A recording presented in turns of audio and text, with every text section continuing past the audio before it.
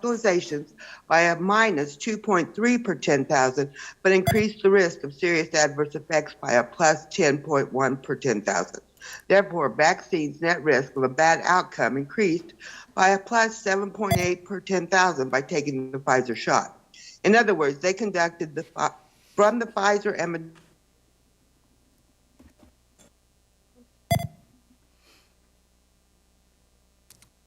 I'm sorry, Ms. outcomes of the pandemic response from this board as the increased mental issues that we have, and we are watching the adverse effects of these vaccines from this board is still pushing for. How will you deal with this?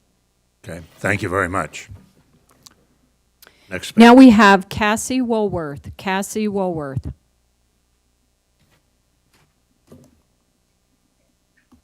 Good morning. Can you all hear me? Yes, ma'am.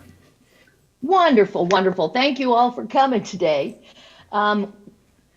Happy 2023. Thank God we're here. 3 years ago, we didn't know there was a epidemic coming, an epidemic of COVID. 2 years ago, we didn't know there'd be a shot to prevent it.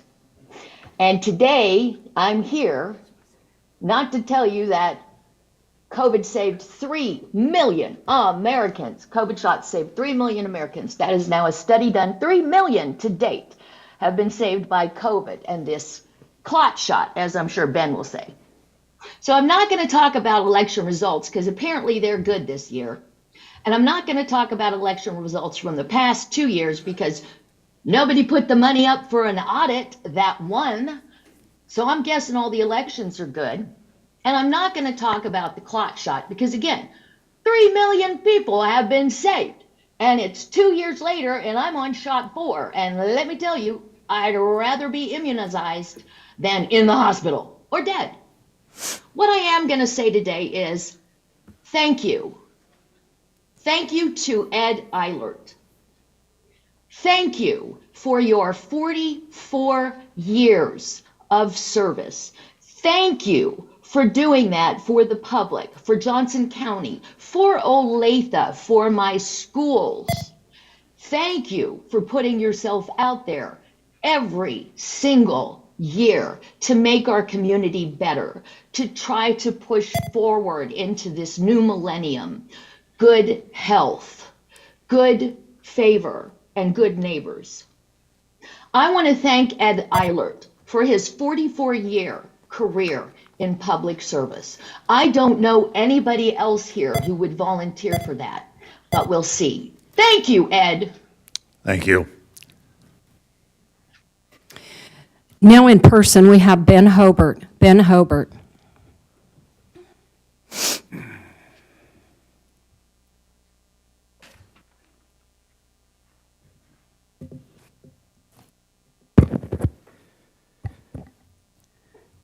Ben Hobart, Westwood Hills.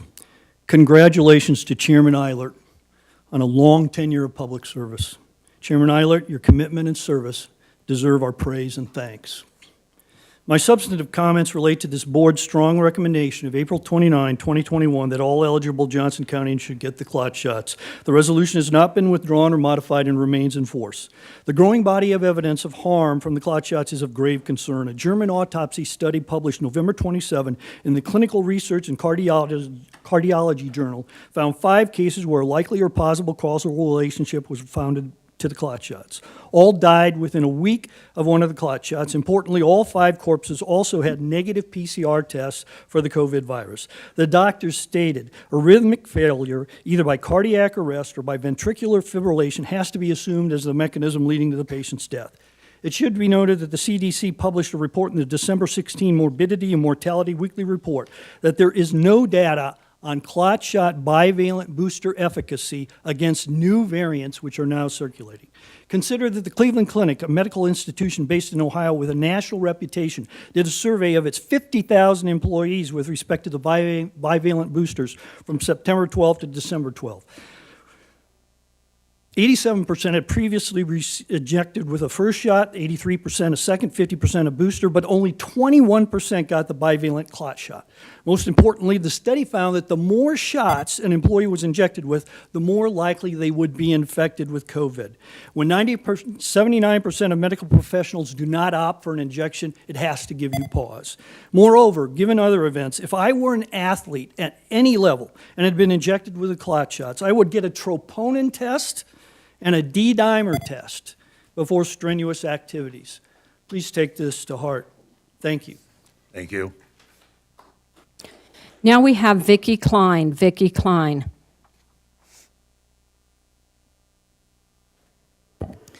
Good morning, Vicki Klein, Overland Park. It has been offered for the public to engage in the Kansas Highly Infectious Disease and Pandemic Plan version 3.0, and the public is allowed to write and engage in the 81-page document from December 9th, when everyone was on holiday mode, to January 9th. And I am asking the board to have this put out another month so people can engage, and please have the news, let us know that we can engage. I question so-called decisions from mounds of people emailing without any proof when people talk about getting tons of emails. However, I would like to also know from this why the University under Nebraska Medical Center, UMC, deserves as a multi-state regional treatment for the background of this. And also they talk about the CDC, that is one of the key things that they're going to be using. Because of time, I'm going to quote from a article by Reason on the CDC. The CDC's most notorious breakdown came early on when it was developing testing system and to detect COVID-19. A former Food and Drug Administration director, Dr. Scott Gottlieb, documents in a scathing new book, Uncontrolled Spread. The agency made multiple critical errors all along the way. The test kit turned out to be was contaminated. The part that was contaminated was the third component the CDC had decided to add at the last minute. What's more, the contamination happened at least in part because the CDC had decided to produce the test in-house at a lab not suited for the project, rather than contact a private firm and experience more rigorous quality controls. The contamination was not discovered until the CDC sent the batch kits to the other labs, and even as those labs increasingly reported that the system was producing obviously unreliable results, the CDC accordingly Gottlieb continued to insist the communication with the White House and the Food and Drug Administration. The agency eventually admitted there was a problem, but it insisted on a slow and painstaking process of updating the bad kits themselves, actively blocking private labs from taking over, so that not only did the agency botch the process, but it blocked others from stepping in to fix the errors. So I am you. Your asking time for is you up. guys to Thank you very consider much. that. And good luck, Chairman Eilert. Good luck. Chairman, now we have some special speakers that have requested to speak. All right.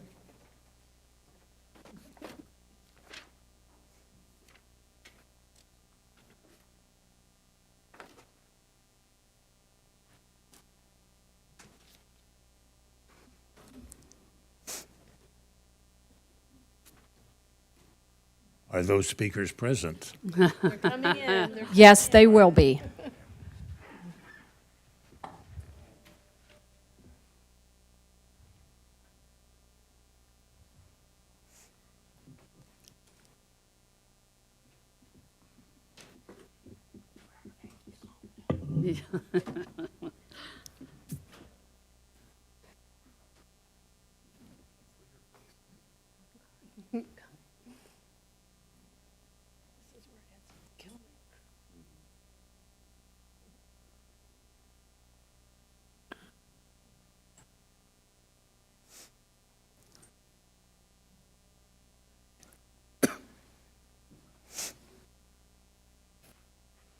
At this time, we will call Lynn Mitchelson. Lynn Mitchelson. Mr. Mitchelson, good to see you. Nice to see you, and thank you for your service. It's wonderful to be here. Good morning. I'm honored and very grateful for this opportunity to say thank you to Ed for 44 years of stellar service to our county and our community. He set a very high standard of service leadership. In 1990, I served as chairman of the Overland Park Chamber. Economic development was booming, as it is now along College Boulevard in 1990. Corporate Woods was building out, the community college was getting a national reputation, and the KU Region Center had just opened on Quivira, just south of the college. What we now celebrate, one of the most important developments of 1990 perhaps was the Sprint campus. It was not without controversy. Sprint was negotiating for tax abatement.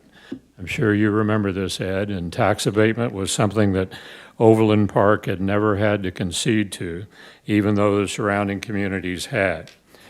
So we had a chamber meeting with the past chairman, and we had 3 or 4 very important leaders in Johnson County who were skeptical about tax abatement. Ed took a leadership role.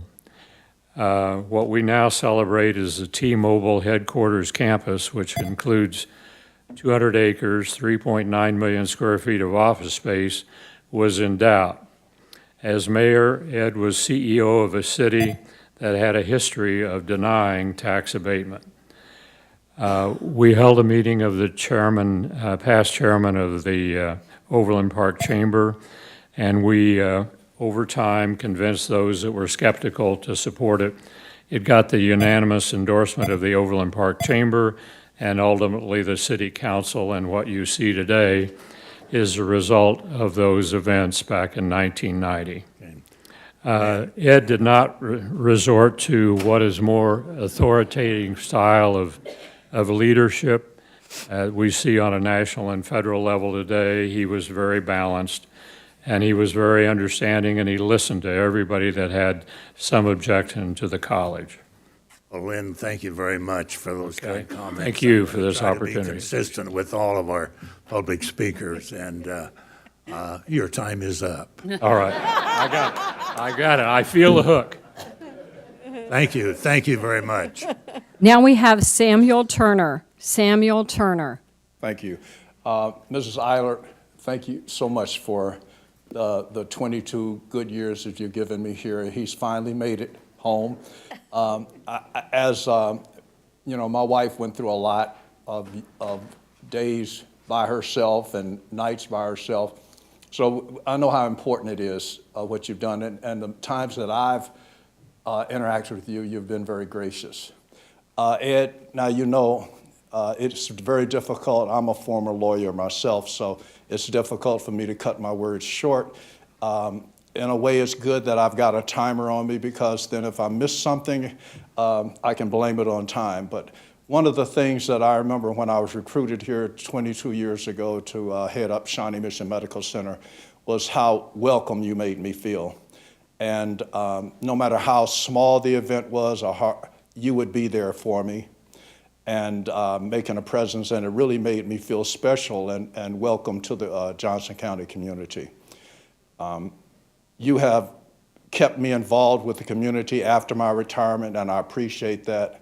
I appreciate and I hope I'm not letting any cat out the bag, but even the personal text messages that you've sent me at times have been very, very special. Your leadership has been one of servant leadership. That's been evidenced by the fact that you have been personally involved outside of your official duties in this community. So thank you very much. Well, thank you.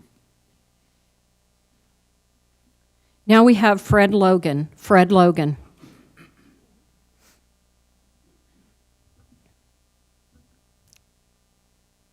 Fred, I ran into you a while ago. I wondered what you were doing here. I can honestly say it's the only time I flatly lied to you.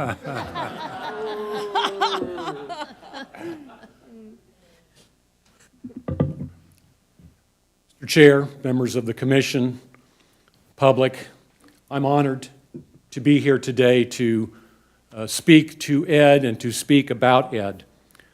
42 years ago, I was a much younger guy wanting to get involved in Johnson County public service and politics, and I was really intrigued by this young leader over in Overland Park named Ed Eilert. So 42 years ago, I went over and collected a bunch of yard signs, and went around and put up about 40 or 50 yard signs for Ed Eilert. And here's what I would say. I learned then that he cared about great public service, and he has never, ever gone away from that. It's always been a commitment to the very best public service. That never changed. He was quietly relentless for the public good. Then, 42, 44 years ago, and consistently, and now. He always has been respectful, and he always has tried to do what is right. This never changed. He showed compassion for his family, who have been so wonderful and supportive, for our citizens in Johnson County, and for good government. He never, ever veered from that. He never grew weary. Ed was always the best of us. Thank you. Thank you. Now we have Stephen F. Rose. Stephen F. Rose. Morning, Steve. Good morning, Chairman. In my allotted 2 minutes, I would like to focus on one magnificent achievement of Chairman Ed Eilert that speaks for all his decades of achievements as a public official in Johnson County. Our new Johnson County Courthouse, which should be appropriately named, in my opinion, the Edwin Eilert Johnson County Courthouse, was an edifice built in the 1950s without an appropriate coroner's facility and would likely still be trying to function today in a backward image for one of the nation's most progressive counties. If it weren't for Ed Eilert's vision and passion, as well as his leadership with District Attorney Steve Howe, it would still likely be a relic from another era. Probably a vast majority of the county citizens outside of the Olathe and surrounding area never even saw the old facility, having no need to visit there, and could care less about the way it looked or functioned. The judges, staff, and other officials knew how outmoded it was and and complained about it constantly. But discussions of its needed upgrades or total replacement went nowhere for years and years. Its eventual approximate $200 million price tag to bring it up to Johnson County quality just did not excite the public, nor did the idea of a possible modest temporary sales tax needed to fund it. So it sat there fighting apathy and inertia until Eilert began to make the case we needed to start anew to take us to the future. So an orphan in Johnson County, no leadership coalesced around a brand new courthouse. Not even $100,000 was raised to run a countywide campaign to win an election to replace the courthouse. Eilert was passionate, however, and he and Howe alone formed the entire campaign committee, helped raise the meager campaign funds, and together they went out and campaigned pretty much just the two of them, speaking to countless Rotary clubs and other organizations, some with only 5 people in attendance. Steve, I'm sorry, but I'm going to have to ask you to conclude if you could. It took passion, vision, leadership, persistence, tireless effort, and the name Ed Eilert to give to the community a guarantee that there would be a magnificent victory and with little fanfare, so typical of the bold leadership of the soft-spoken visionary Ed Eilert. Thank you very much for addressing. Thank you, Steve. Now we have Carol Lehman. Carol Lehman. Commissioners, Mayor, Commissioner, Chairman, I've known you as all three, and I've respected you in each of your roles. More than once, back when I was mayor, I'd ask myself, what would Ed do? And more than once, I've asked you for your advice, which you have always freely given. As a commissioner, I always felt your decisions were made in the best interest of all Johnson Countyans. And as chairman, your dedication to delivering a top-notch service to your constituents has never wavered. I now serve on the Airport Commission, and I know firsthand how much The commission appreciates your understanding of our issues, your interest in our new ventures, and your support during challenging times. It has been said that anyone can steer a ship when the water is calm, but you are not anyone. You have steered Johnson County through some very rough waters. Chairman, I thank you for your leadership, your vision, and your insight. Be proud of the legacy you are leaving, and best wishes on an enjoyable retirement. Mayor, thank you. Now I have John Douglas. John Douglas.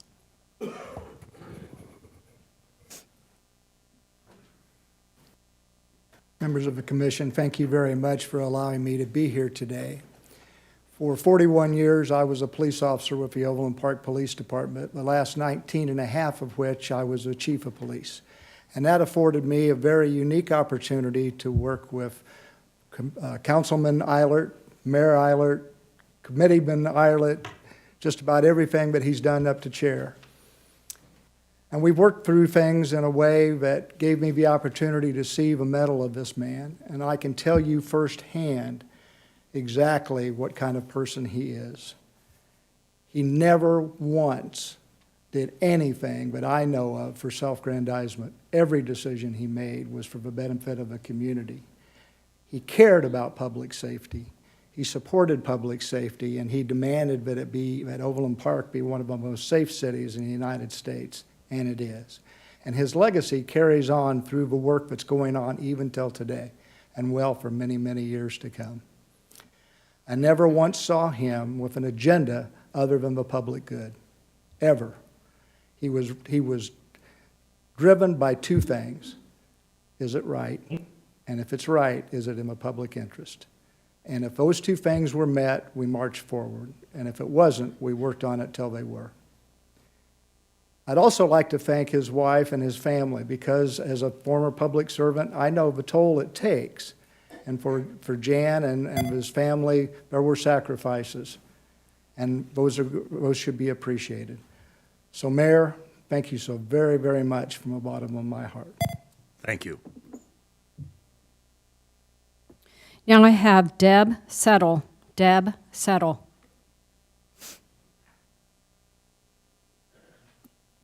Good morning, Chairman. It is an honor to be here today. I want to personally thank you for all of the hours that you and Mrs. Eilert put into coming and being a participant in all of the different city and chamber things that go on to help businesses continue to grow. And another thing that is so important for me to say today is how much I appreciate you always being a pro-advocate leader for our businesses.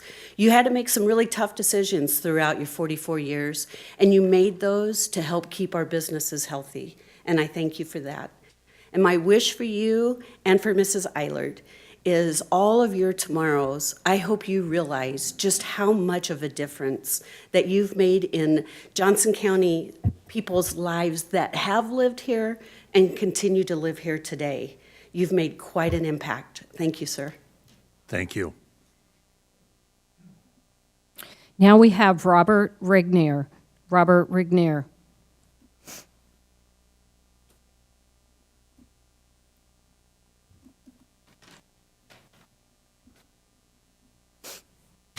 Chairman Eilert and the commissioners, thank you for the opportunity to speak today. I'm here to thank Ed for his 40 years of public service to the Johnson County and the city of Overland Park. It so happened that his tenure, we're not that different in age. I mean, his tenure and my tenure in my business career overlapped each other, and I got to see firsthand the type of environment that he helped create in Johnson County and Overland Park. And I believe that, that benefited my business as it did every other business in Johnson County. Just two things I want to comment on. I was trying to think of a word that I would, ascribe to Ed, and I used the term progressive. And progressive, when you look in the dictionary, it's either a noun or an adjective, and it's not the noun I'm talking about, it's the adjective. I mean, it's talking about making progress, developing new ideas, finding opportunities, moving forward, advocating for good causes, and the ability to coalesce people around a common goal. And all of these things Ed accomplished, with the, in the environment of fiscal responsibility, honesty, transparency, and practicality. And then the second thing, and I look at this for a lot of people, when you see people finishing up their careers or their public service, it's the but-for test. How is Johnson County different as a result of Ed Eilert being in the positions and having the authority that he had over this last 40 years?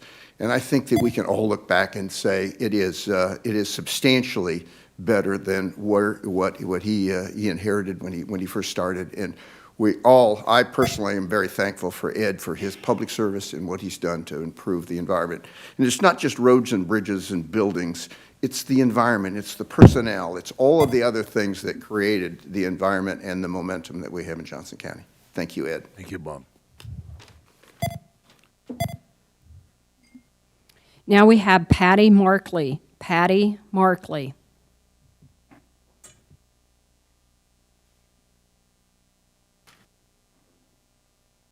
Okay, thank you. Now we have Greg Musel. Greg Musel.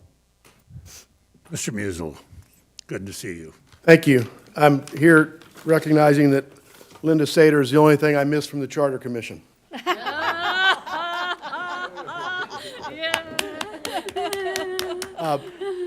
Jan and Ed and members of the commission, I'm grateful for the opportunity to speak today and thank Ed for his service to Overland Park, to Johnson County, and frankly, the state of Kansas. My chosen hometown is far better because of your service. And I came up, we found two quotes that I think epitomize how I would describe Ed Eilert to others. The first is from George Bernard Shaw. You see things and say, why? But I dream things that never were, and I say, why not? Ed, your vision for this community was long and wise, and you did it. You accomplished that vision. Second, from an unknown author, if you accept the call to leadership, you must be willing to be misunderstood, criticized, opposed, accused, and even rejected. That was true in the 1970s when you first answered the call to lead, and it is even truer today. Ed, thank you for your vision and your courage. My family and all families in Johnson County are better for it. Thank you. Well, Greg, thank you very much. And I think back often to the time that we served together on the Overland Park City Council, and your continued leadership is important also. Thank you. Now we have Tom Robinette. Tom Robinette. Mr. Chairman, thank you. I'm honored to be here. I'd like to start by reminding you the last time I was here, I had a lot of good things to say about a then county manager. You stopped me and told me my time was up, so I'll try not to let that happen today. I'll really don't need to repeat all the things that have been said already and that will be said, all the thank yous, the compliments. They can say them much better than I could. I'll just say that I agree with them. I'll second everything that has been said. You've dedicated many years to and made a lot of sacrifices for Overland Park and Johnson County, and in fact our whole community, and we're better off for it. It's a better place, a more vibrant place now than when you started. I trust that you and Jan are going to enjoy a lot of good times, well-earned and well-deserved relaxation in the coming years in your retirement. Finally, as you know, there are a lot of us used-to-bes and former somethings in a Saturday morning golf group, of which, as I recall, you were an original member. Unfortunately, as the demands on your time increased and kept increasing, you had the opportunity to spend, or you didn't have the opportunity to enjoy the camaraderie and the fellowship on the course with us. I've now re-entered your email address on the golf group list and want you to know that we'd be honored to have you rejoin us as one of those used-to-bes and former somethings. Just want you to remember to bring your money with you to pay out on the skins. And if I know Jan, you won't have to spend a whole lot more time at home than you are now before she joins the rest of our wives in asking, isn't anyone playing golf today? Thank you, Tom. Thank you. Thank you All all. right. Well, I'll look forward to those bright, sunny Saturdays, warm Saturdays. Now we have Mayor Kurt Skog. Mayor Kurt Skog. Thank you. First of all, Commissioners, thank you for allowing us to have this time to speak with you today. I want to take you back to 1977. I'm going to focus on Overland Park, of course. That's when Ed Eilert started his service as a council member in Overland Park. To give you some perspective, that's the year Jimmy Carter was sworn in as the 39th president. Wow. The original Star Wars movie was released, and Radio Shack introduced the new TRS-80 microcomputer, which I used in high school. He was elected to Ward 2, Overland Park City Council, April 1977. I'm kind of fond of Ward 2. Elected mayor in 81. 28 years of service to the residents of Overland Park. During that time, the population grew from 82,802 in 1977 to 168,422 in 2005. When I think of Ed, I think of financial stewardship, AAA bond rating that we still have, lowest property tax that we still have in the metropolitan area in the state of Kansas. Managed development, corporate woods to College Boulevard, buying park space, hundreds of residential neighborhoods and subdivisions, infrastructure that enabled us to be the city we are today. He left and focused on a highly capable city staff. His legacy to Overland Park residents is that of success and prosperity. Ed is leaving a strong foundation for us to continue to build for the future. Thank you for your service, Ed, your leadership, your mentorship.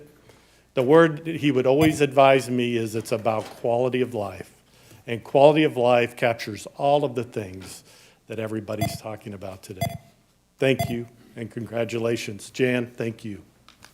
Thank you, Mayor. Now we have David Warm. David Warm. None of this was on my agenda. I apologize, Chairman. Thank you. Not Linda. Members of the Commission, I'm David Warm with the Mid-America Regional Council, and I'm very honored to join this tribute to you, Chairman Eilert, for your extraordinary leadership and impact on our region. As others have said so well, you've left a legacy that's positioned this community and our entire region for long-term success. And I join people across metropolitan Kansas City in thanking you not only for what you've achieved, but how you have shaped the character of our civic life. You've demonstrated the power of integrity through your thoughtful, judicious decision-making, and at the same time, you've fostered the capacity of local governments by building up strong, trusted institutions that are guided by positive visions for the future and that deliver quality outcomes for citizens. You've served as a mentor and a model for countless elected leaders and public professionals, including me, and I have been privileged to witness your steady behind-the-scenes effectiveness in building the kinds of trust and relationships that allow us to work across boundaries on so many different matters. Along the way, you've left a legacy of transformative investments in institutions and achievements that include Union Station, the Johnson County Economic Research Triangle, superb parks and cultural facilities, strong civic organizations, and many, many others.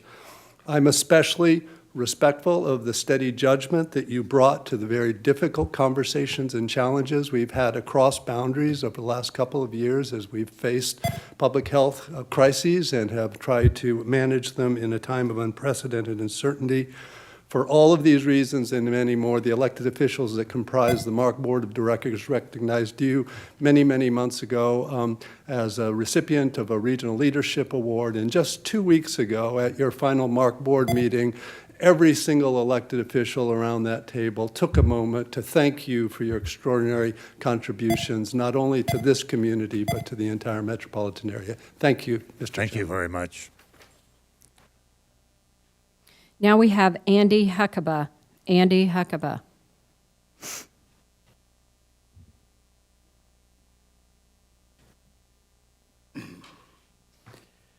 Chairman Eilert, my friend Ed, thank you for your extraordinary leadership. And Jan, thank you for sharing Ed with us for so many years. The sacrifice that spouses make to support people who are in elected office is significant and not often acknowledged. And I want to acknowledge that and thank you for that. You know, and when I served, a number of people would ask me, why do you do this? And my answer, my best answer, was to improve the quality of life of the people that lived and worked in my city. And Ed, I think you embody that in all of your work, in all of your legacy that you're leaving here. Your influence can be felt and seen all over our community and region. You've been my role model, you've been an advocate, you've been a mentor, and you've been a friend. Thank you for the wonderful ride. Thank you. Now we have Jan Kessinger. Jan Kessinger.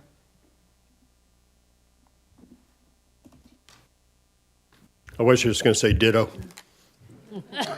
That would speed things up, wouldn't it, Ed? I've known Ed in my role as a state representative and as a member of the Blue Valley School Board, but I can only reiterate what so many here this morning have said and will say, how Ed has meant so much to the community for so many years. But I want to talk about the Ed I got to know as I served as a care minister for our mutual friend Ben Craig in his dying days in August of 2016. Ben had a childhood friend and a life companion his final 10 years, Vivian Surratt. At the end of Ben's life, she was also having major physical issues that Ben was very concerned about. And when I would visit Ben in hospice care, he wanted only to ask about Vivian and to express his desire that she be looked after and cared for. So for 6.5 years since Ben died, Ed Eilert has fulfilled the wishes of his good friend, Ben Craig, that Vivian be looked after and cared for. He helped see that she was moved back to her hometown of Baxter Springs and then back up here for greater managed care.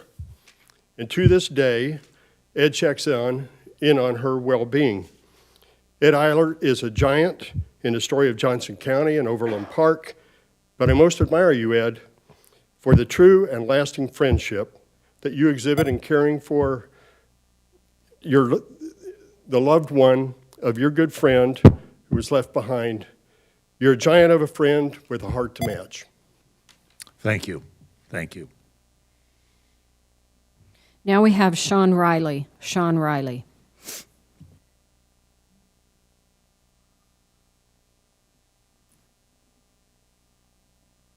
Good morning, Chairman Eilert and Commissioners. Thank you for this opportunity. Happy New Year to everybody. You know, it's interesting to think that you came from a small farm town in Kansas and to become leader of the largest or most populated county in the state of Kansas. Congratulations. People talk about your 44 years of public service. You also had a public service prior to that as teacher at a public school, am I correct? So you've had a long service to the community, and I appreciate everything you've done. When I was hired in 1990 at the city of Overland Park, I was hired as part of the PR team. And in PR, you always want to make your client look great. Ed, you did that. You made it so easy for me to do that. If you look at the awards the city of Overland Park has won over the years or decades, as well as the county, you'll see he has achieved a lot and is reflected in those awards. And I appreciate everything you've done, and I appreciate everything you've done for me. I'm glad to have worked for you while you're mayor of Overland Park. Thank you. Thank you. Now we have Jim Hicks. Jim Hicks. Thank you. Now we have Julia Meyer. Julia Meyer.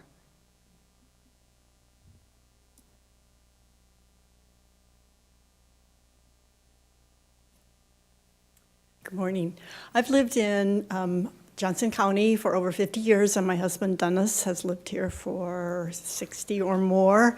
We raised our families here with wonderful opportunities from this county, and we were probably pretty oblivious to the visionary leaders that made that wonderful life for our families possible. So I wanted to thank you. And in the winter copy of the Johnson County magazine, Penny Postdoc Ferguson said what others have said here today. You always did the right thing for the right reasons, no matter how difficult. So I thank you for that, and I hope that future elected officials will continue this legacy. Thank you. Now we have District Attorney Steve Howe. District Attorney Steve Howe. Good morning to the commission, and good morning, Ed, and congratulations on a fine career. I want to start out on a personal note to thank you as a young person running for office. You supported me when you didn't have to, and you continued to mentor me when you became chair, and we had those monthly meetings, and they meant a lot to me personally. I learned a lot from you. And then when we went on our little tour where we, for the quarter-cent sales tax, I learned how effective you are in connecting with people from all different backgrounds. And I marveled at your ability to connect with people and get them to understand complex issues. And so I learned a lot from you, and I will miss having those opportunities to learn more. You know, you have created a really great environment for this county, both as the mayor of Overland Park and on this commission. Your leadership has been outstanding. And you know, in today's world where politics and all the vitriol that's going on, the one thing that you can guarantee when you have Ed Engelert on the dais is that you've got an ethical person, a person who cares, and a person who truly feels like he's connected and trying to do the best thing for his community. And so it's going to be missed.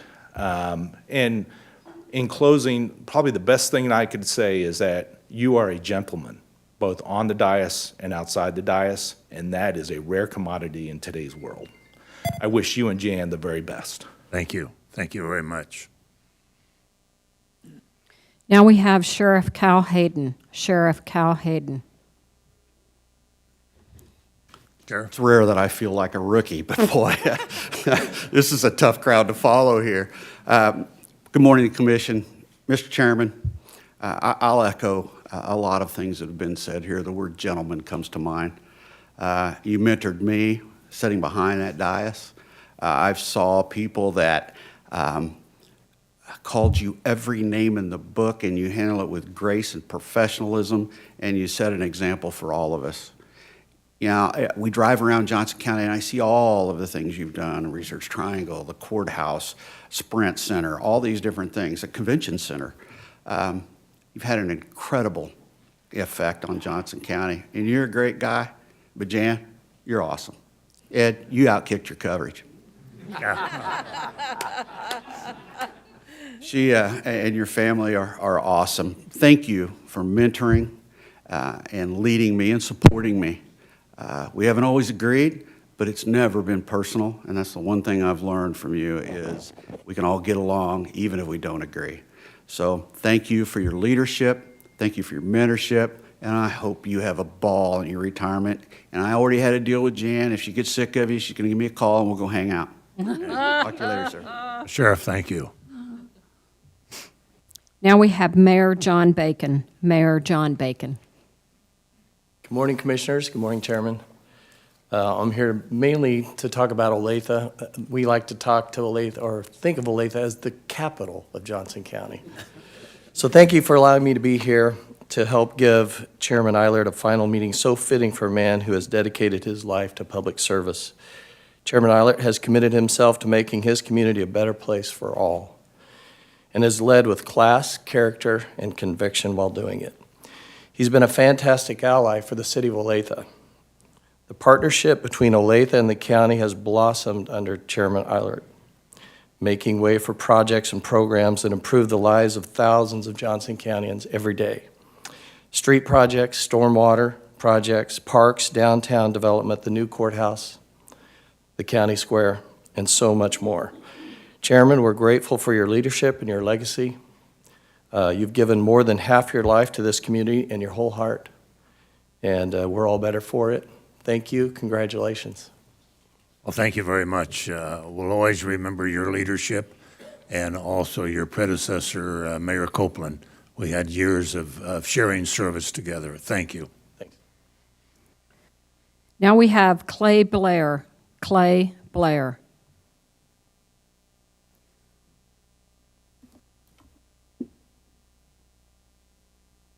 Okay, thank you. Now we have Tim McGee. Tim McGee. Commissioner Eilert, thank you for your service. I want to say on behalf of the Olathe Chamber of Commerce, thank you for your service, not only to Johnson County, but to our board of directors that you've served on for the last decade or more. I met then Mayor Eilert over 28 years ago when I worked at the Overland Park Chamber of Commerce. And you're a mentor to not only me, but many of our staff who have now spread throughout Johnson County. At that time, you had a strong focus on quality in downtown Overland Park. You carried that over, into Johnson County as a whole. And it's been said, you've changed our downtown forever. That new courthouse that is beautiful and would not have happened but for your effort and your guidance on that. So thank you. You've forever changed Johnson County and Olathe. The last few years have probably been some of the hardest years, I'm sure, that you've had during COVID. I just appreciate how your communication to the business community and sharing with us what was transpiring moving forward. And I appreciate those calls that you gave to not only myself, but the business community. And just want to say thank you for your support of business and for Johnson County, and good luck in your retirement. Thank you. Thank you. Now we have John Peterson. John Peterson. Morning, Mr. Chairman. I tried to think, what could I do that would be just a great gift in light of your retirement, and that is, without resistance, stay within my allotted time for once. After 37 years of appearing before you in your various capacities of leadership in this in the city and the county. I had a note from my wife. This is what I was supposed to start out with today, and it hasn't been mentioned today, but to recognize your leadership for those in our communities with disabilities.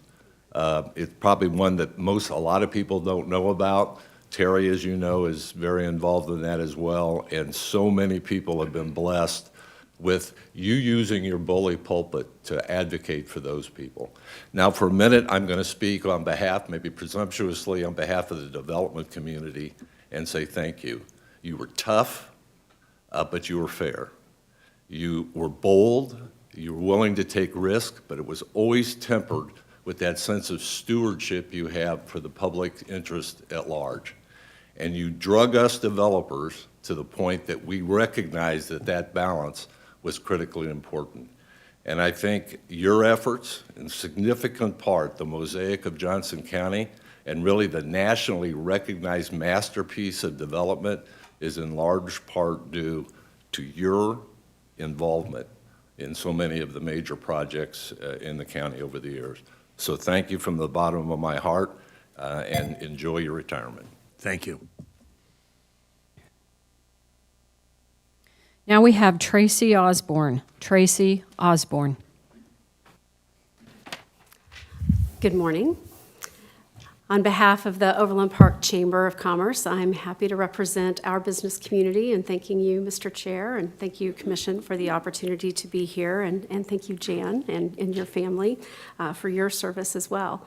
Overland Park is proud to have been the home of the Eilerts for the last 50 years, and for being the start of Mr. Chair's service as the Overland Park City Council, and thank you very much for your service.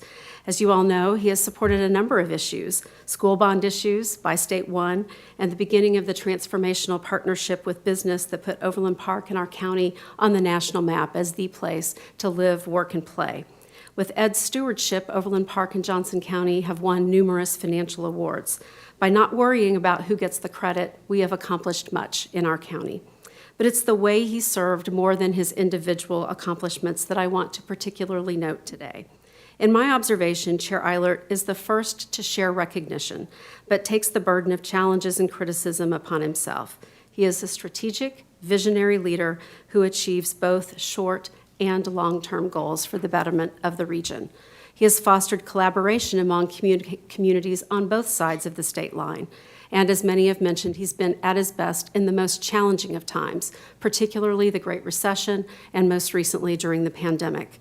He listens to all sides of an issue before making up his mind, gathering information, and then making a decision that will benefit us all. He's called me many times to ask about the business community's opinions, and Tim already referenced he does that with many of our colleagues across the region. In December, our chamber presented Ed with our Rick Worrell Community Legacy Award in recognition of his pragmatic, steady hand of leadership that's been a driving force for our thriving economy, a high quality of life, and outstanding good government for nearly 50 years. So, Mr. Chair, thank you for your service. Enjoy retirement, and this time make it stick. Thank you. Thank you. Thank you. Chairman Eilert, I'd like to state there were others that wanted to speak today but were not able to be here, but we do have one additional presentation.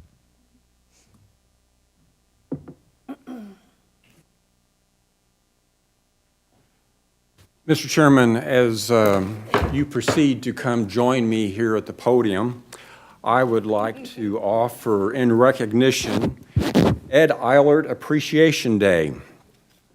Whereas Ed Engelert, and many of us have already heard these presentations in some component, brought forth in a resolution that says he is retiring after 44 years of public service, including 16 years on the Board of County Commission, presiding over his final BOCC meeting today. And whereas Johnson County grew over 19% during your tenure on the board, and whereas as chairman, you led education efforts leading to voter approval of the quarter-cent public safety sales tax to fund the courthouse and the medical examiner's facility, as well as develop the Johnson County Square. And whereas the acquisition and transformation of the former King Louis bowling alley and ice rink into the Johnson County Arts and Heritage Center occurred under your leadership. And whereas, while as chairman, Johnson County became home for other amenities, including Meadowbrook Park, Cedar Nile Park, Monticello Library, the Lenexa City Center Library, and many, many more, Mr. Chairman. And whereas, during your tenure, Johnson County Wastewater completed the total rebuild of the Tomahawk Creek Wastewater Facility on time and on budget, Mr. Chairman, and began planning for major improvements of the Nelson Wastewater Treatment Facility. And whereas, as chairman, you showed steadfast leadership and grace as you navigated the organization and the community through difficult times, complex issues involving the Great Recession and, of course, COVID-19. And whereas, under your leadership, Johnson County maintained the covenant triple-A bond rating since 2009, and the county taxpayers have saved tens of millions of dollars. And whereas you have framed the Athenian oath, Mr. Chairman, and to quote, to transmit our community not only, not less, but greater and more beautiful than it was when it was transmitted to us. So, Mr. Chairman, it is resolved, Your Honor, to honor you in your retirement for public service from the Board of County Commission. We proclaim today, January 5th, Ed Engelert Appreciation Day. Thank you for your service, sir. Commissioner, thank you. We are now going to do a photo.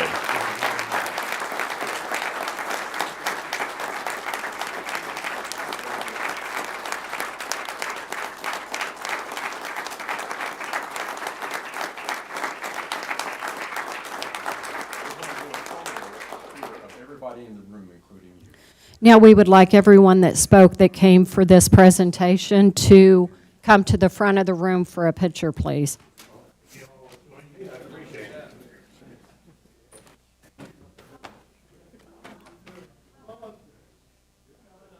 How do you get away with telling her what to do? Well, I was going to say.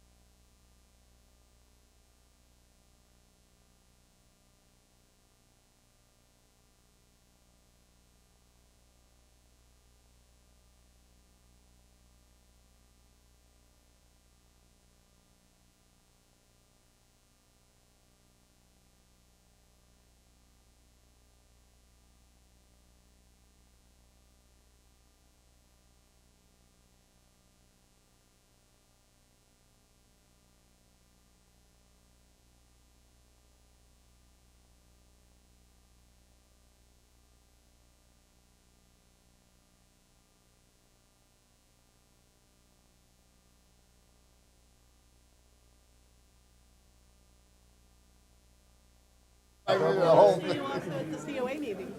Yes, oh yeah, yeah, thank you for doing that.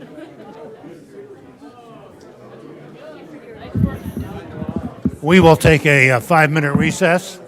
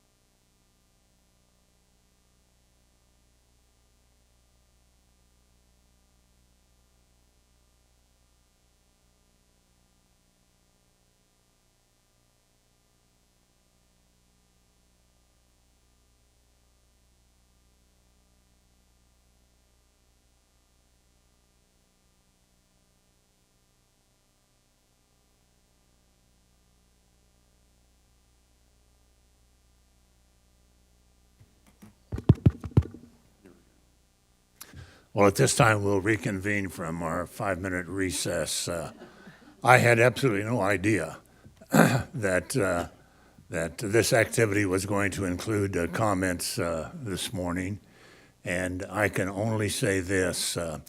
It's been my opportunity, it's been my privilege to work with some tremendous people in our county and in our cities over the years. And I mentioned this morning former city manager Don Pipes and John Nachbar of Overland Park, and at the county, Mike Press, Hannah Zacharias, and Penny Post Oak Ferguson. We continue to have dedicated professionals who work with the electeds across our county and in our cities to make Johnson County one of the best places to live, work, and raise a family. So thank you all very much for that support. We will now turn to our regular agenda. The clerk has one note for the record to read. The chairman noted for the record that he would sign a development agreement with Michael McNellis to allow occupancy of the existing dwelling during construction of a new home on property at 19490 South Lone Elm Road.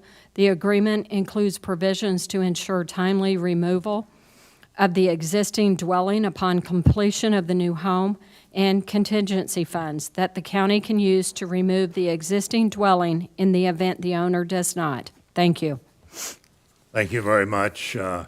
This morning is our first meeting since December 18. We did not have an agenda review opportunity, so we have what we call a cold agenda this morning. And the clerk will please read the first item. Item number 1, consider approving the December 1st, 2022 business session minutes. All were present, but with this being a cold agenda, no one needs to abstain. Are there any corrections or additions to be noted? If not, do I hear a motion to approve? Ms. Allenbrand. Thank you, Mr. Chair. I move to approve the December 1, 2022 business session minutes. Second, Hanslick. Allenbrand made the motion. Hanslick seconded the motion to approve the minutes as presented. Will the clerk please call the roll? Commissioner Fast. Aye. Commissioner Myers. Myers, aye. Commissioner O'Hara. Yes. Commissioner Hanslick. Hanslick, aye. Commissioner Ashcraft. Yes. Commissioner Allenbrand. Allenbrand, aye. And Chairman Eilert. Eilert, aye. I have 7 votes in favor. Motion carried. Next item. Item number 2, consider approving the appointment of Jennifer Day, 1st District Representative to the Museum Advisory Council through May 7th, 2023. Okay. Do I hear a motion? Yes, I have a motion. I move to approve the appointment of Jennifer Day, 1st District Representative to the Museum Advisory Council through May 7th, 2023. Hanslick, second. Fast made the motion. Hanslick seconded the motion to approve the appointment as presented. Will the clerk please call the roll? Commissioner Fast. Aye. Commissioner Myers. Myers, aye. Commissioner O'Hara. Yes. Commissioner Hanslick. Hanslick, aye. Commissioner Ashcraft. Yes. Commissioner Allenbrand. Allenbrand, aye. And Chairman Eilert. Eilert, aye. There are 6 votes in favor. Motion carried. Next item. Yes, I move to approve the appointment of Sheila. Excuse me. Okay. 1 second. Wait a minute. The clerk needs to read it into the record. Sorry. 1 second. Trying to The- get the through vote- these.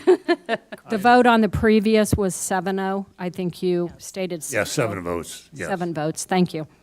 Item number 3, consider approving the appointment of Sheila Albers, 1st District Representative to the Juvenile Corrections Advisory Board through June 30th, 2025.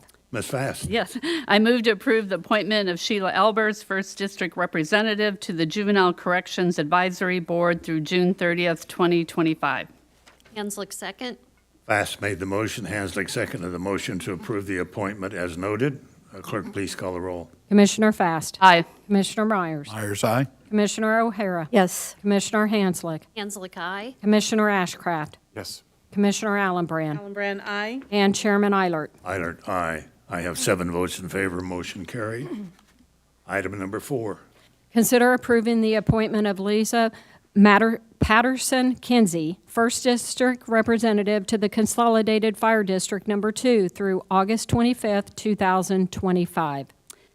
Ms. Fast. Yes, I move to approve the appointment of Lisa Patterson Kinsey, 1st District Representative to the Consolidated Fire District Number 2 through August 25th, 2025. Hanslick, second.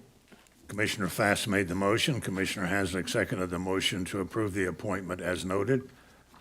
Clerk, please call the roll. Commissioner Fast. Aye. Commissioner Myers. Myers, aye. Commissioner O'Hara. Yes. Commissioner Hanslick. Hanslick, aye. Commissioner Ashcraft. Yes. Commissioner Allenbrand. Allenbrand, aye. And Chairman Eilert. Eilert, aye. I have 7 votes in favor. Motion carried. Normally, those items would have been on the consent agenda, so thank you for your patience. Item number 5. Resolution number 003-23, application number SC 22-262-FDP-AU, and application number SC 22-263-CUP-AU. Consider request from Judd Clausen, Phelps Engineering, applicant, on behalf of Lawn and Landscape Solution and Baxter Investments, LLC, landowner, for revised final development plan, FDP, and amended conditional use permit, CUP, for outdoor storage for a term of 10 years on property located at 20924 Floyd Street. Ms. Leininger. Good morning, Michelle Leininger, County Planning Staff. This is a revision to an approved final development plan and conditional use permit for Lawn and Landscape Solution located in the Metcalf 211 Business Park on the west side of Metcalf between 207th Street and 215th Street. This is a comparison of the approved final development plan on the left, which was approved in December of 2021. And then on the right is what is proposed to be tweaked with this. The project is proposed to be split into 2 phases. So what's outlined in red is phase 1. The original approvals depended on the construction of the public infrastructure, which includes 210th Street into that cul-de-sac, which extends west, and then regional stormwater facilities south and west of the subject property.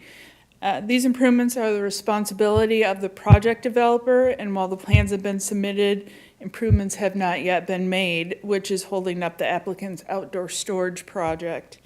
The proposed changes include the approved parking lot to the north of this existing building to outdoor storage, and shifting everything north, including some greenhouses and outdoor storage bins north, and then adding on-site detention in order for the phase 1 to meet code standards prior to the public improvements. And then here's the approved development plan versus phase 2. This will occur after the public improvements are completed. This allows for an access to 210th Street for site circulation and removal of the temporary stormwater facilities. Overall, the changes from the approved plans to the proposed plans are the changes of the parking lot and the north of the building to outdoor storage. With the parking lot changes, the site still meets the district parking requirements. And after phase 2 is complete, the outdoor storage will be approximately 37,000 square feet from the approved plans. The proposed changes of traffic will not increase. The site circulation will be adequate and meet emergency and fire codes with both phases. The project remains in harmony with the general purpose and intent of the regulations. At the December 7th, the Southeast Area Zoning Board voted as recommended by staff to approve this project. No members of the public spoke regarding this item, and I can answer any questions, and Harold Phelps from Phelps Engineering is here to represent the applicant.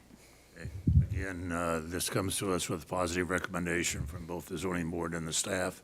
Yes. Ms. O'Hara? Thank you, Mr. Chairman. When you're ready, I have a motion. Okay. Other questions? Ms. Hanslick? Yes, I was just wondering if Ms. Leininger can tell us, what's the anticipated length of time between phase 1 and phase 2? That really depends on the project developer. They have plans submitted. It was just a flux of how much asphalt, concrete, and stuff increased. And so the construction season got away from the developer. So we would anticipate them being able to do phase 2 probably by the end of this year. I didn't know whether it was like 2 years or. No, we would hope that the street and the stormwater improvements would be done this spring, early summer. Thank you. Other questions? Is there anyone present who would like to, excuse me, is the applicant present? Any comments you'd like to make? Excuse me, Harold Phelps, Phelps Engineering. Mr. Mayor, and you'll always be the mayor to me. That's where it started, and I didn't make the VIP list, so I hope you don't mind if I take an opportunity to say a few words here. You know, you've always given us an opportunity to speak, and you've always had an open door and always been able to communicate with you, and we certainly appreciate that personally and as a business community. Johnson County has been a great place to raise my family and a great place to grow my business. And as you all know, I've been here on a regular basis, and it's just been a wonderful opportunity. And, you know, I've always said, and I've told you this before, I don't know why you do this, you know, why you did this for 40 plus years, but listening to all the speakers that spoke today, I now know why you did it. And you've got some wonderful accomplishments in this county, and from the bottom of my heart, appreciate everything that you've done for us personally as little guys, citizens, businesses, and as a community. So thank you very much. With that, I'd be happy to answer any questions. Well, I'll simply say this, your comments, there is no conflict of interest because it's been approved by both the boards and the zoning board as well as the planning staff. So I'll just make that little editorial. Absolutely. Thank you. Thank you. Okay. Is there anyone present who would like to speak to this item? All right. If not, it's back before the commission. Ms. O'Hara, you have a motion. Yes, I do. Thank you, Mr. Chairman. I move to adopt resolution number 003-23, which approves a revised final development plan and amended conditional use permit for outdoor storage for a term of 10 years on the subject property for the reasons and subject to the stipulations set forth in the resolution. Alan Brand, second. Commissioner O'Hara made the motion. Commissioner Allen Brand seconded the motion to approve the resolution and the application as recommended. Any further questions or comments? Clerk, please call the roll. Commissioner Fast. Aye. Commissioner Myers. Myers, aye. Commissioner O'Hara. Yes. Commissioner Hanslick. Hanslick, aye. Commissioner Ashcraft. Yes. Commissioner Allenbrand. Alan Brand, aye. And Chairman Eilert. Eilert, aye. I have 7 votes in favor. Motion carried. I believe item number 6 is next. Resolution number 005-23, consider City of Gardner application number Z-22-07, PDP-22-07, and FDP-22-05, a rezoning preliminary development plan and final development plan for Santa Fe Self-Storage, a personal indoor self-storage facility on approximately 5.06 acres, generally located north of Santa Fe Street and west of Cedar Niles Road, within 1 mile of New Century Air Center. Ms. Creeks. Thank you, Mr. Chairman, members of the County Commission. Good morning. Michelle Cricks with Johnson County Planning. And this is a City of Gardner application for rezoning from a city designation of C2, which is general commercial, to planned general commercial, a preliminary development plan, and a final development plan for Santa Fe Self-Storage, generally located north of Santa Fe Street and west of Cedar Niles Road, as highlighted here on the slide. This application is going before the Board of County Commissioners because the subject property is located within 1 mile of New Century Air Center to determine land use compatibility as required by Kansas state statute. Here's a copy of the site plan for the facility. The subject property is currently undeveloped with a zoning designation of general commercial.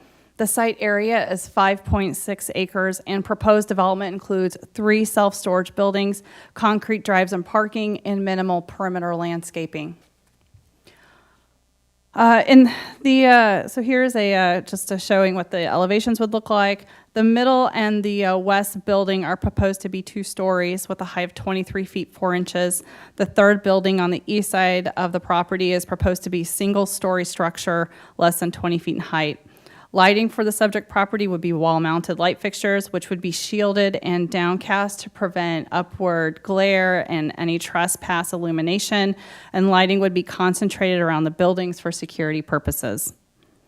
These applications were reviewed in relation to the proposed land use and proximity to the airport, and it was determined that the subject property is not within the primary flight corridor. However, it is located within the airport interest area, which is highlighted in green on the slide, and within the noise impact area.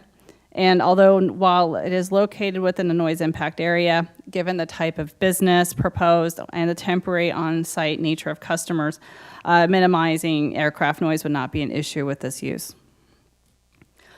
So this slide here shows just how a small portion of the runway protection zone, which is that yellow hatch mark, that overlaps the subject property at the northeast corner of the site. However, no buildings and very minimal concrete will be constructed within that overlap area. The applicant did submit and receive the airspace obstruction determination from the FAA on September 30th, 2022 for this project. And the FAA did determine that a no hazard to air navigation for the proposed height of the buildings or the construction crane.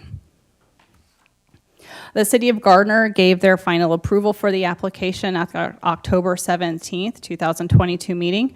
Johnson County Planning staff recommended approval of this item. The Airport Commission heard this item at their December 7th, 2022 meeting hearing and recommended approval with stipulations, and no one from the public commented on this project. That does conclude my presentation, and I'm available for questions. The applicant is also available by Zoom if you have questions for her as well. And again, this comes to us with approval of the city, the Airport Commission also. That is correct, sir. Thank you. Questions? Ms. Allenbrand? Mr. Chair, when you're ready, I do have a motion. Okay. Is the applicant present? Any comments they would like to make?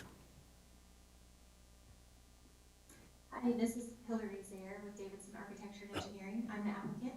I don't have any comments, but thank you for the presentation, Michelle, and thank you all for having me today. Okay. Questions of the applicant? Is there anyone present who would like to speak to this item?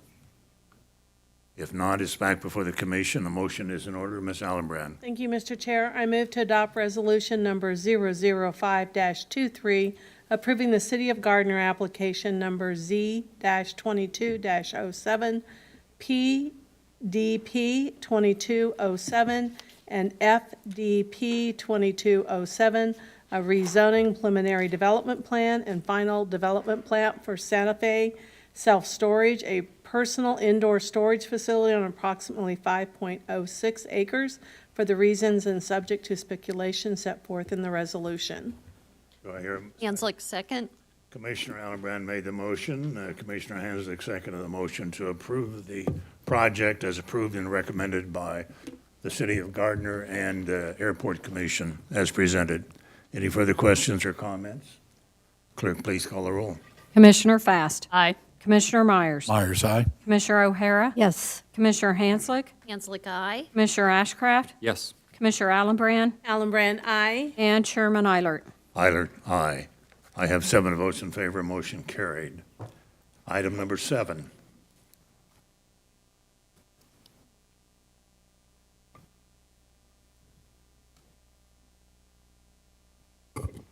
Resolution number 001-23, application number SE 22-249-FDP-AU.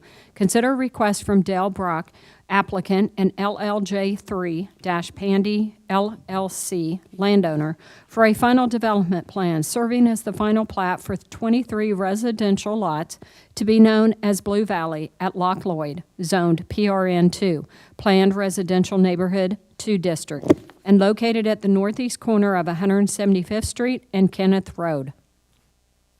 Ms. Wicklund. Diane Wicklund, Planning Department. The subject property is located at the northeast corner of 175th Street and Kenneth Road, as shown here on the vicinity map. This is a request for a final plat for 23 residential lots on 62 acres to be known as Blue Valley at Loch Lloyd. The rezoning to the Planned Residential Neighborhood 2 District and the preliminary plat were approved by this board on August 11th of this year. This subdivision will be accessed through the Loch Lloyd development to the east on the Missouri side, and then through the Stonehaven subdivision to the north, back on the Kansas side. The subdivision will be a private gated community. Here's an aerial view of the subject property outlined in blue. And then here's a aerial view of the surrounding area, and you can see the Loch Lloyd development there on the east side. And then here's a copy of the final plat. Also to note that there were no members of the public that spoke at the zoning board meeting on this application. Planning staff recommends approval of the application, and the zoning board also recommended approval of the final plat with stipulations. And with that, I'm available for questions, and the applicants, Del Brook and Brett Hoagland, are also present and available for questions. Well, as I recall, Ms. Wicklund, this is not the first Loch Lloyd development that we've reviewed. Is that right? That's correct. Okay. I think it's interesting, the public might be interested in knowing that Loch Lloyd was built as a Missouri housing and golf course. But Loch Lloyd is also on the Kansas side of the line in Johnson County. So, questions, Ms. O'Hara? I have a motion when you're ready. Okay. Other questions, Mr. Ashcraft? Thank you, Mr. Chairman. Ms. Wicklund, in previous conversations, there were some questions related to emergency service access, and have those been resolved satisfactorily? Yes, that's correct. So as you can see here, there's an emergency access that's off of 175th Street, kind of right down here where my hand is. And that emergency access is provided to meet the building and fire code requirements. Very good, thank you. Other questions? All right. Is there any comment the applicant would like to make?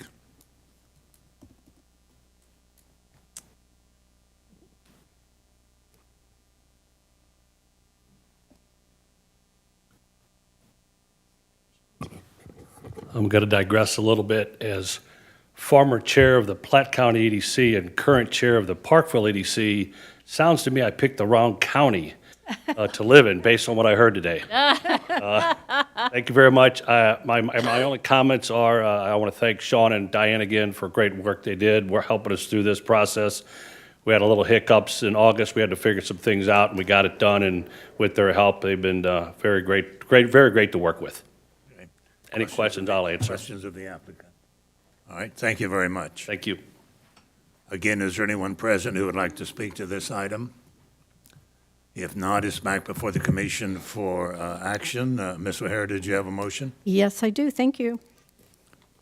I move to adopt resolution number 001-23, which approves a final development plan serving as the final plat for 23 residential lots to be known as Blue Valley at Loch Lloyd for the reasons and subject to the stipulations set forth in the resolution. Allen Brand, second.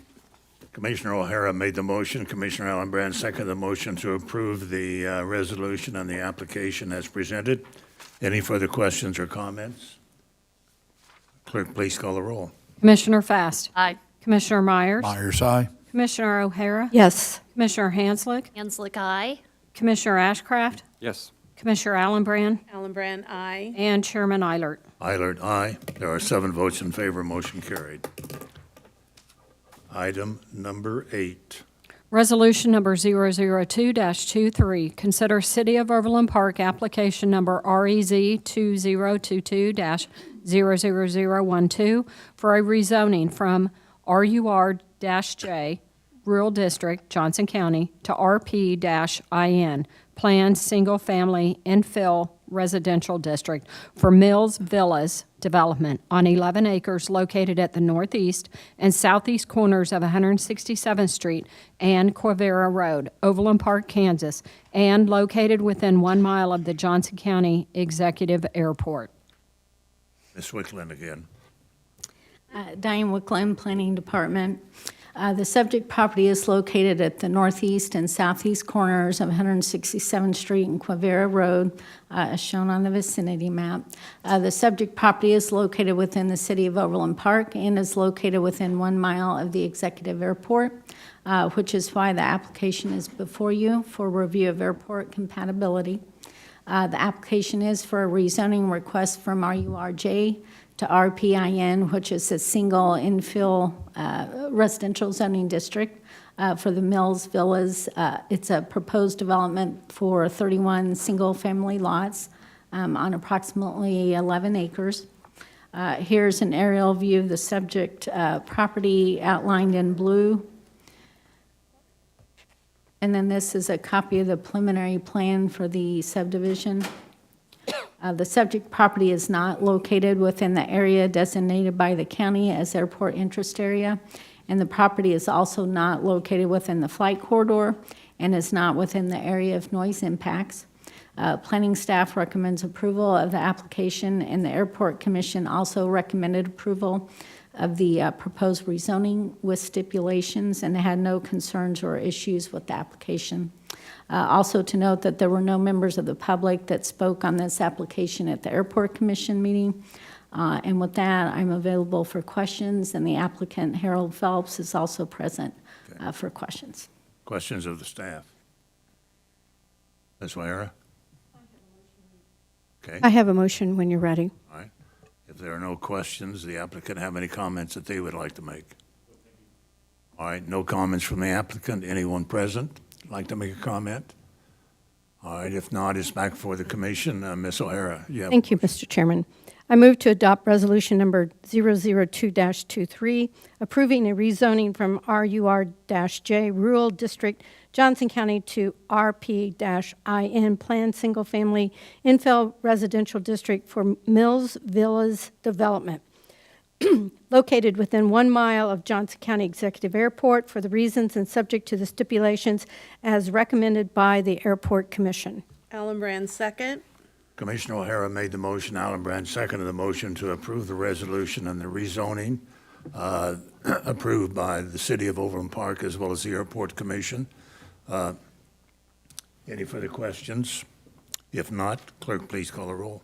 Commissioner Fast. Aye. Commissioner Myers. Myers, aye. Commissioner O'Hara. Yes. Commissioner Hanslick. Hanslick, aye. Commissioner Ashcraft. Yes. Commissioner Allenbrand. Allen Brand, aye. And Chairman Eilert. Eilert, aye. I have 7 votes in favor, motion carried. Next item. Item number 9. Consider authorizing an agreement between Johnson County and the City of DeSoto, Kansas for the provision of law enforcement services in 2023 by the Sheriff's Office to the City of DeSoto for the total amount of $591,381. Ms. Kilgore. Good morning. Nicole Kilgore with the Sheriff's Office. This is a contract between the Sheriff's Office and the City of DeSoto for policing services provided by the Sheriff's Office to the city. DeSoto does not have their own police department, so the sheriff is required to provide those police protection services. The contract just defines the service levels and outlines the amount that the city will pay for those services in 2023. There was a boundary change to the south due to a recent annexation, but there were no other significant service level changes for 2023. The amount of the contract, again, is $591,381. That is an 8.8% increase over prior year, which is driven by an increase in administrative costs as well as an increase in the amount of call volume within the city. It is important to note that it does not include the increase from the recent pay plan change for the Sheriff's Office that was approved by the board.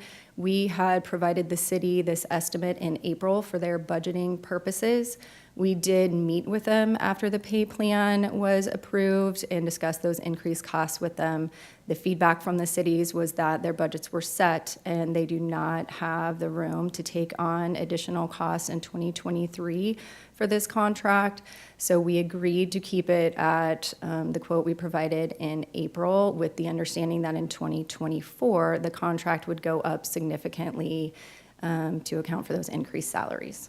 And with that, I can stand for questions, and the sheriff is also here to take any questions you have. All right, thank you. Sheriff, do you have a comment? My question is, there is an understanding. I understand what happened here. Cities make their budgets on the same schedule we do, and then we had to make some adjustments in the sheriff's budget late in the year following the adoption. So there are some additional charges that will be, does my understanding, applied to 2024 and not 23? Is that right? Absolutely. Okay, thank you. Give them time to budget for it. Yeah, any other comments you'd like to make? Okay, questions? Ms. Allenbrad. Mr. Chair, when you're ready, I do have a motion. Okay, Mr. Ashcraft. Thank you, Mr. Chairman. Ms. Gilmore, thank you, it's not Gilmore, Kilmore, excuse me. Thank you for the reflection on the changes in salaries and how it will impact future budgets. And I concur with the chair. I understand what the situation is.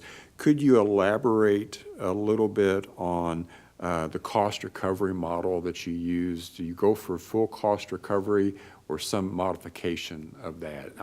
My recollection is that there was some modification, but I don't remember what the methodology was. And then the second question, and if you'd like to pivot this to the chair or to the sheriff, please do. Panasonic is going to have a significant impact on many services, least of all is the sheriff. And Sheriff, I understand I believe you've had some discussions with Edgerton about creating their own department or migrating that way. I was wondering if that's the thought process with DeSoto, and I'm not pushing, I'm just honestly being curious at this point. Addressing your first question, the model is direct cost plus a percentage for administrative costs. So that percentage in this contract, we increased from 10% to a little over 13% this year. And then the direct cost of salaries, benefits, vehicles, maintenance, tires, that kind of thing. Okay, thank you. Thank you. I'll let you. Can you respond to the second question? And the second question, I kind of got misquoted in the paper on creating their own police department. No. The model, yeah, well, as usual. The model was actually, we would assign officers to their city. So they would have contact with the city residents more than us rotating them through. And my idea is we assign a lieutenant there, and they have their own, basically their own staff assigned to their city. We still offer a pretty good deal to our partners out there. You know, they are struggling right now because a lot of this development that's going on isn't paid for up front. So they're still struggling with providing more police protection while not having the revenue to support it. We want to be good partners with that because, quite frankly, if they decided just to walk away from it, we're stuck with it. We still have an obligation to do it. So we've been really have good relationships with our stakeholders down there. We provide a lot of things that aren't seen: the crime lab, the drug task force, emergency response, SWAT team, all that stuff. And it's hard to calculate all those costs because we use them countywide. So it's a balance. And this year, as you all know, we've all been here fighting for these salaries. It's been a roller coaster. And, you know, thank you for supporting our staff. We're making progress getting people in the door. It's really working out well. But it's just almost impossible to say, okay, here's what we're going to charge, and then change midstream and do that to them. We want to be good partners. Thank you. Mr. Myers. Thank you, Chair. I know you may not be able to answer this time, but I know we're talking about significant increase in '24. Do we have an idea, ballpark, what that significant increase could be? Well, again, when we go to these large industrial areas, it takes a lot of time because you got to go through different personnel. There's all these different companies that you want to be good partners with, and they all have different policies about how you get in the door, how you contact. So it takes a lot of time, but they also want that community contact. Edgerton's a great example. We're constantly trying to make sure that we've got officers in the city where residents live and then out in the industrial area. Well, things are picking up, and we are trying to work with them to say, look, in the next few years, we're projecting, and with DeSoto, they'd need probably additional 5 officers. But we don't know if that's going to be this year or next year down the road. Some of you have gone out to Henderson and seen some of the issues. I'm going soon to go out and talk with the sheriff out there and see if we can make some kind of a reasonable projection that they can afford and that we can give them a good service, which you guys aren't going to hear complaints about. Thank you. Other questions? Ms. Fast. Yes, I mean, in here, it's an 8.8 increase, but we raised salaries more than 8.8. So it just doesn't look like we're being held harmless. We're not. We're not at all. We're trying to accommodate them. We've got costs anyway that have gone up, but there's no way to project once they had their budget approved and they've gone through it, and they don't have the revenue to raise it right now, but if next year comes, they can. We just want to be good partners with them. And quite frankly, we provide a lot of services to our cities and even counties that we don't get full recovery for. We try, but if it's a case involving Johnson County residents, we still have an obligation there. I still think this is different. You're not the prime, police patrol for other cities. You're the designated police officer, and I think we should be held harmless. And I ask that you move forward to that, especially, it's going to dramatically increase with DeSoto, with development, housing. And I question it, maybe it's time for them to get their own police force. They're moving into being a larger mid-range city. They're no longer that unincorporated little DeSoto. Well, for a lot of their area. Again, I think has been explained that those issues will be addressed in the 24 budget, and due to circumstances and timing, they can't be addressed in the 23. So, Ms. Hanslick. Yes, thank you. No, I understand the situation with DeSoto, but I do think taxpayers in Johnson County should know they are picking up part of that cost. So, when people have concern about their property taxes, they need to know that they're helping underwrite the police protection in those cities. And I understand. I'm not complaining about it. I'm just saying that that's the reality. We do a lot of things for other cities that I don't think people are recognized. I'll give you an example. Roland Park, we do all their investigative work. If they have a crisis up there, the sheriff's office responds to that. We don't send them a bill for that because they all pay taxes. The Roland Park Police do the investigative work too. I wouldn't say that you take over that. It's very much a joint partnership.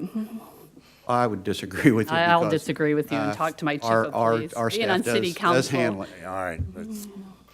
Okay. Thank you, Ms. O'Hara. Thank you, Mr. Chair. This is only the beginning because the city of DeSoto has given Panasonic a 100% $202,600,000 tax increment finance district. They have no tax revenues that's going to be coming off of this development to fund the additional policing requirements. We've seen it with the fire station that we just sent $7.5 million. This is just the beginning. Don't worry, we're going to be sending more. And it's because of tax incentives. So we have $1 billion+ I don't even know how big Panasonic is, billions of dollars. We have this huge company coming into Johnson County. The entire county is subsidizing this development, and we have 4,000 possible employees, except we don't really have any signed contract with Panasonic, so we really don't know. And believe you me, they will be automating as rapidly as possible. But this is just the beginning. This is what giving these 100% tax incentives does. It costs the rest of the residents tax dollars. And I really appreciate Commissioner Fast and Hanslick bringing this up, because it is. We are subsidizing it, just as our appraiser, Beauvais, he has indicated. Anytime there is a tax incentive, there is a adjustment of who is paying for the services, and that is the rest of the tax base. And it's just time that we take a look at this and acknowledge that this is what is happening. And that's why I am begging, and I asked to have on the legislative agenda to at least put a cap on these incentives on the TIF districts and the industrial revenue bonds of 50%, and please consider a 10-year limit on the TIF districts instead of 20. It's ludicrous. It's undermining our tax base. We are right now diverting $84 million of taxpayers' dollars from public coffers to the pockets of developers. Thank you. I would simply add that long-term investments do pay off. And all we have to do is look around the county at the many projects that are of benefit now that are generating tax revenue. And those long-term commitments do pay off and benefit the community. Any other questions on the item before us? Ms. Allenbrand? Mr. Chairman, I do have a motion, but I would like to make a comment that both of these cities are in my district, and I understand that they had a budget and the sheriff agreed to work with them. And I know that both cities are talking about possibly down the road having their own police departments, but that's something, again, in negotiations with the sheriff's office.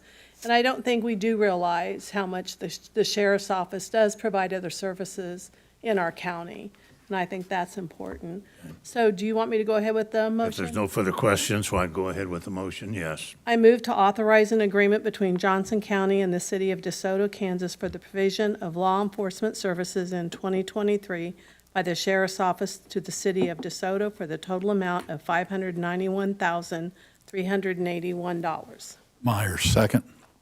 Commissioner Allenbrand made the motion. Commissioner Meyer seconded the motion to approve the agreement with the city as recommended. Is there anyone present who would like to comment on this item? All right, if not, if there's no further questions or comments, clerk, please call the roll. Commissioner Fast. You can go. Aye. Commissioner Myers. Myers, aye. Commissioner O'Hara. Yes. Commissioner Hanslick. Aye. Commissioner Ashcraft. Yes. Commissioner Allenbrand. Allenbrand, aye.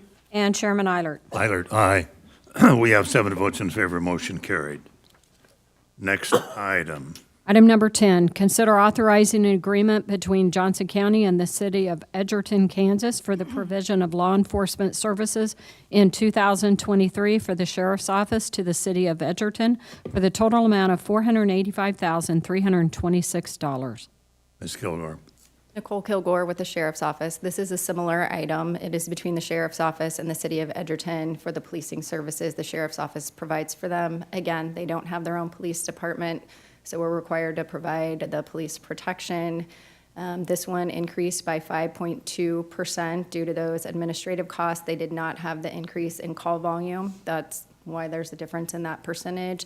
Same situation. We met with them in April, provided that estimate. We met with them again after the recent pay plan change and received the same feedback that their budgets are set and they did not have the room in 2023 to cover those additional costs, but we did have the conversation to anticipate a large increase in 2024, and we will start having those conversations with the city in early 2023 to plan for that.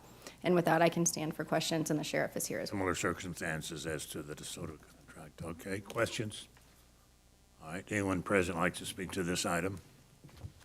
All right, if not, it's back before the commission. A motion to be in order. Ms. Allenbrand. Thank you, Mr. Chair, and I do have a motion. And Sheriff, I do appreciate in the communities that you're putting designated sheriff's officers in those communities. I think that makes a big difference of knowing who to go to. So with that, I have a motion. I move to authorize an agreement between Johnson County and the city of Edgerton, Kansas for the provision of law enforcement services in 2023 by the Sheriff's Office to the city of Edgerton for the total amount of $485,326. Myers, second. Commissioner Allenbrand made the motion. Meyer seconded the motion to approve the contract as recommended. Further questions, Ms. O'Hara? Yes, I just want to make the comments that, again, we're subsidizing Edgerton because of the huge incentives that are given to these warehouses. They are only paying 16 cents a square foot. However, they are limited at least to the 10 years, so it'll be very interesting to see. I think in 2025 will be the first warehouse that'll come off the incentive. So that will be interesting to see how that works out.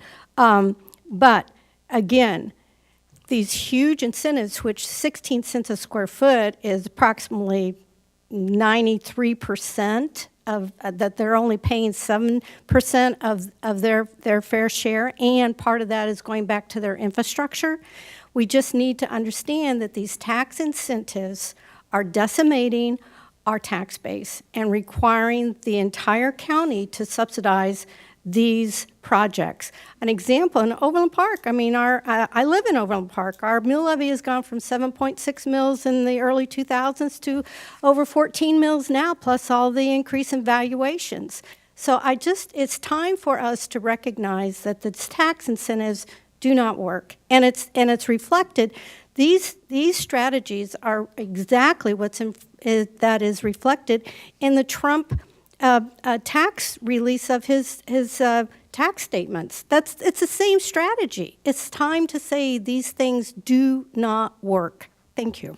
Well, thank you very much. Respectfully, I must report that I visited with Overland Park officials, and the statement is not correct.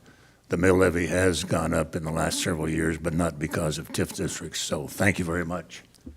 That's the information that I was given. Any other comments on this item? All right. If not, motion is before us. Clerk, please call the roll. Commissioner Fast. Aye.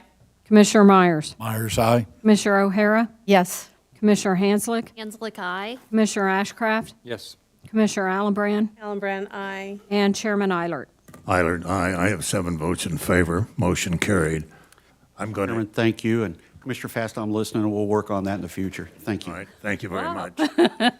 I'm going to ask for a short break, but I want to make this comment. I had a chance to watch the House of Representatives in action last night. And the clerk of the House, I thought to myself, my goodness, what a difference that we enjoy Ms. Settle and her expertise compared to what we witnessed last night. And we have elected a chair, too.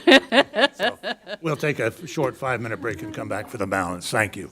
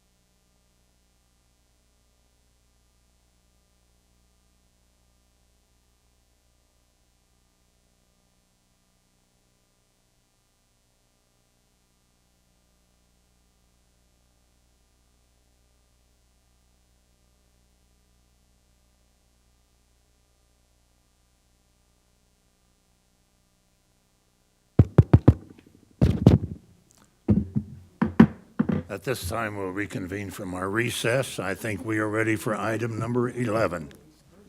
Consider approval of an agreement between the county and the Unified School District Number 231, USD 231, allowing Ryan Jacobson, MD, Emergency Medical Director, to assist USD 231 by reviewing and signing the USD 231 opioid antagonist protocol and training the proper personnel in administration of opioid antagonists. The initial term of the agreement will expire on the last day of 2023, but the agreement will renew for an additional one-year terms absent 30 days notice given by either party. Also consider authorizing the director of the Johnson County Department of Health and Environment to enter into a similar opioid antagonist agreements with the governing bodies of any public or private school districts or units of local government. Thank you. Mr. Hunt? Thank you, Mr. Chairman. It's an honor to appear before you one last time. So thank you very much, and good morning, Commissioners. Charlie Hunt with the Department of Health and Environment.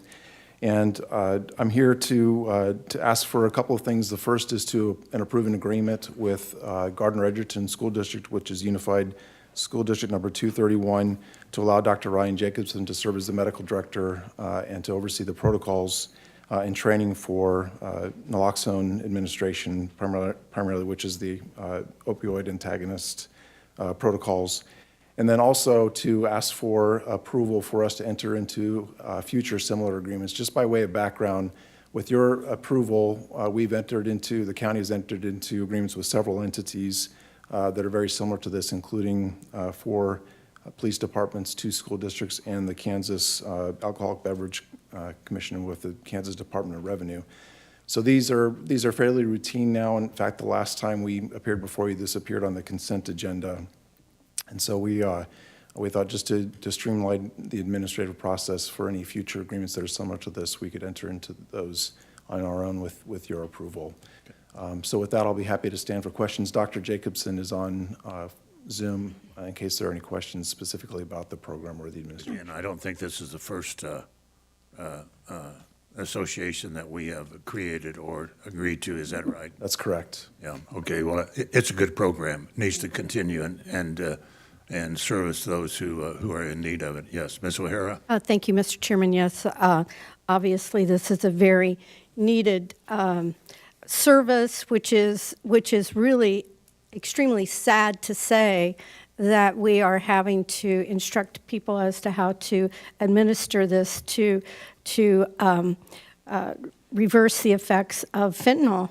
Fentanyl it's killing our children, and it's a reflection of our open border. And I hope that our Congress can get its act together and can stop this influx of this tragic drug coming into our nation.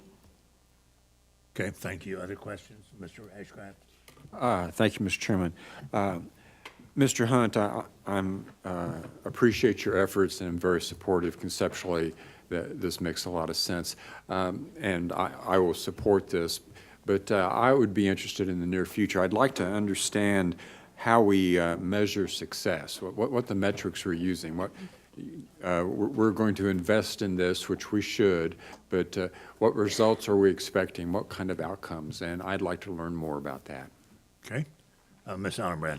Mr. Chairman, I do have a motion when you're ready, but after speaking with the superintendent of Gardner-Edgerton School, this is so vitally important because of administering this, the reaction a person can have from this and not knowing how to handle that can be almost devastating to the person who's administering it.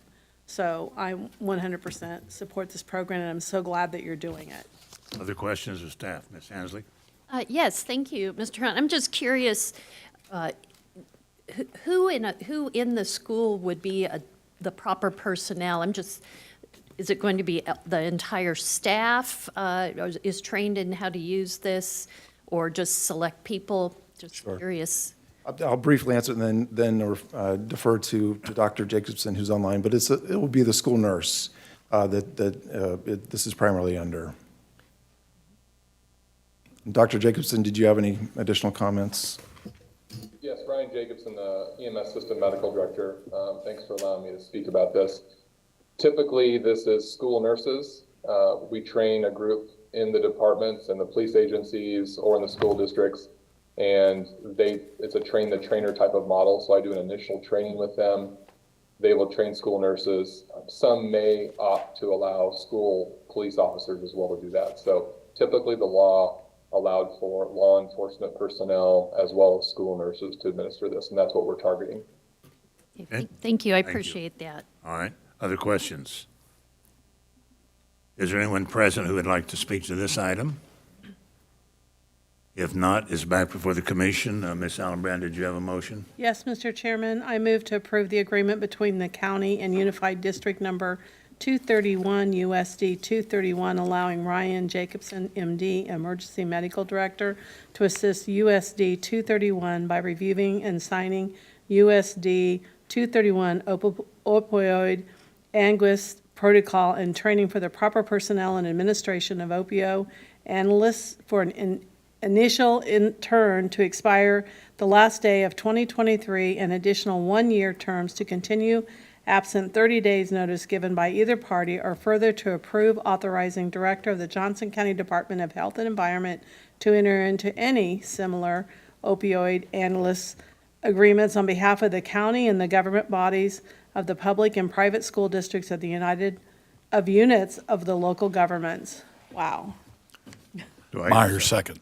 Allenbrand made the motion. Meyer seconded the motion to approve the agreement with USD 231 and other entities as authorized. If there's no further discussion or questions, clerk, please call the roll. Commissioner Fast. Aye. Commissioner Myers. Myers, aye. Commissioner O'Hara. Yes. Commissioner Hanslick. Hanslick, aye. Commissioner Ashcraft. Yes. Commissioner Allenbrand. Allenbrand, aye. And Chairman Eilert. Eilert, aye. I have 7 votes in favor. Motion carried. Item number 12.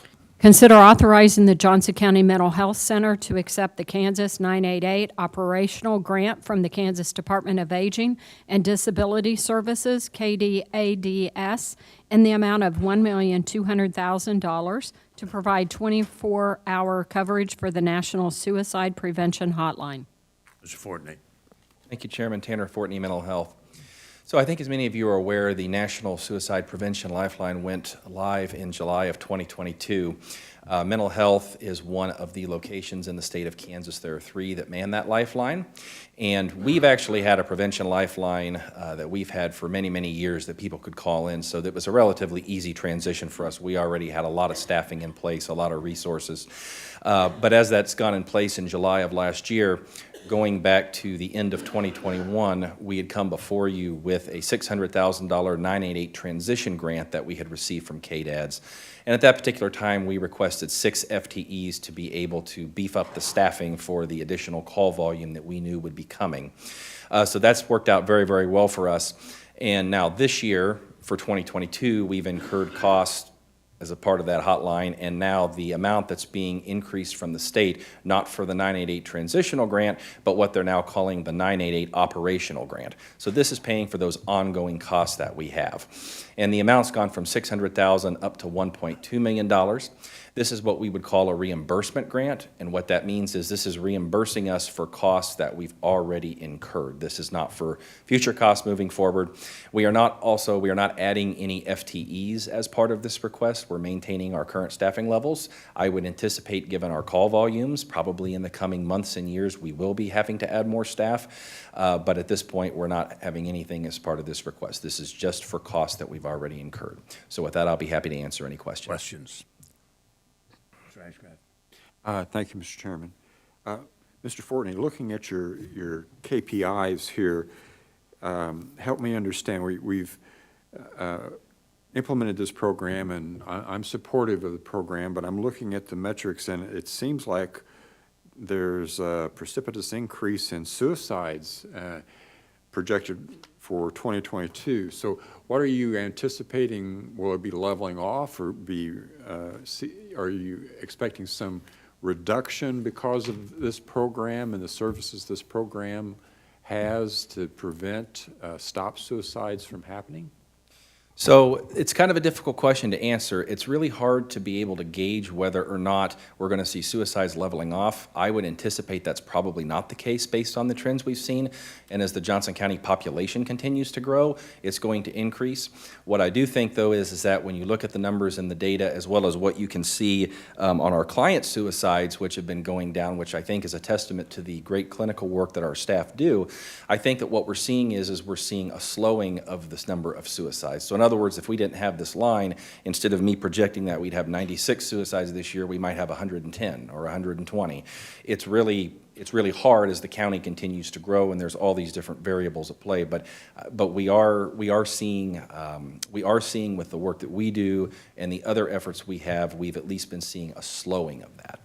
One follow on, Mr. Chair. Then.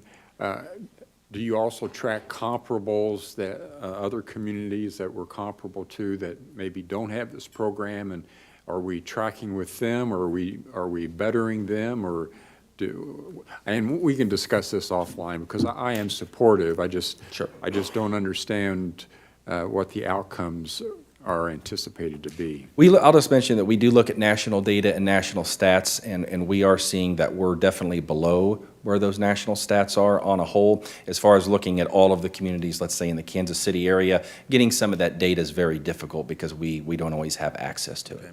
All right, thank you. Other questions? Is there any, Ms. Hanslick? Yes, thank you. I just want to ask, Mr. Fortney, does this grant cover the entire cost of the program? It does not. Is it one of the funding mechanisms?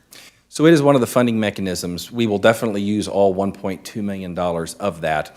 I don't have, probably your next question is going to be, what is the full cost to provide the service? I don't have that number with me, and part of that is because staffing has increased a lot since July, and we've also had our own staffing shortages. We've had to pull staff from other areas of mental health. There's sometimes differences in salaries and things, so being able to kind of come up with a nice formula or flat number for that's been a little bit difficult. I can certainly get you that number, but it is over 1.2 million. Can you even make a guess as to what percentage of the program costs does 1.2 cover? Is it half, a quarter, 75%? I would hate to guess, so let me get that number for you. Thank you.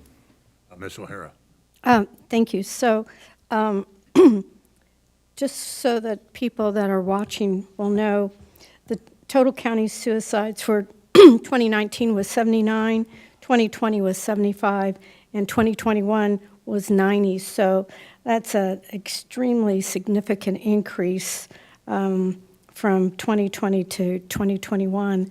And so obviously something needs to be done. Hopefully this program is the answer, but I will also acknowledge that in 2019, our clients, we had 16 down to 10 in 2020, and then in 2021, we only had 1. So that's a victory. That is absolutely a victory.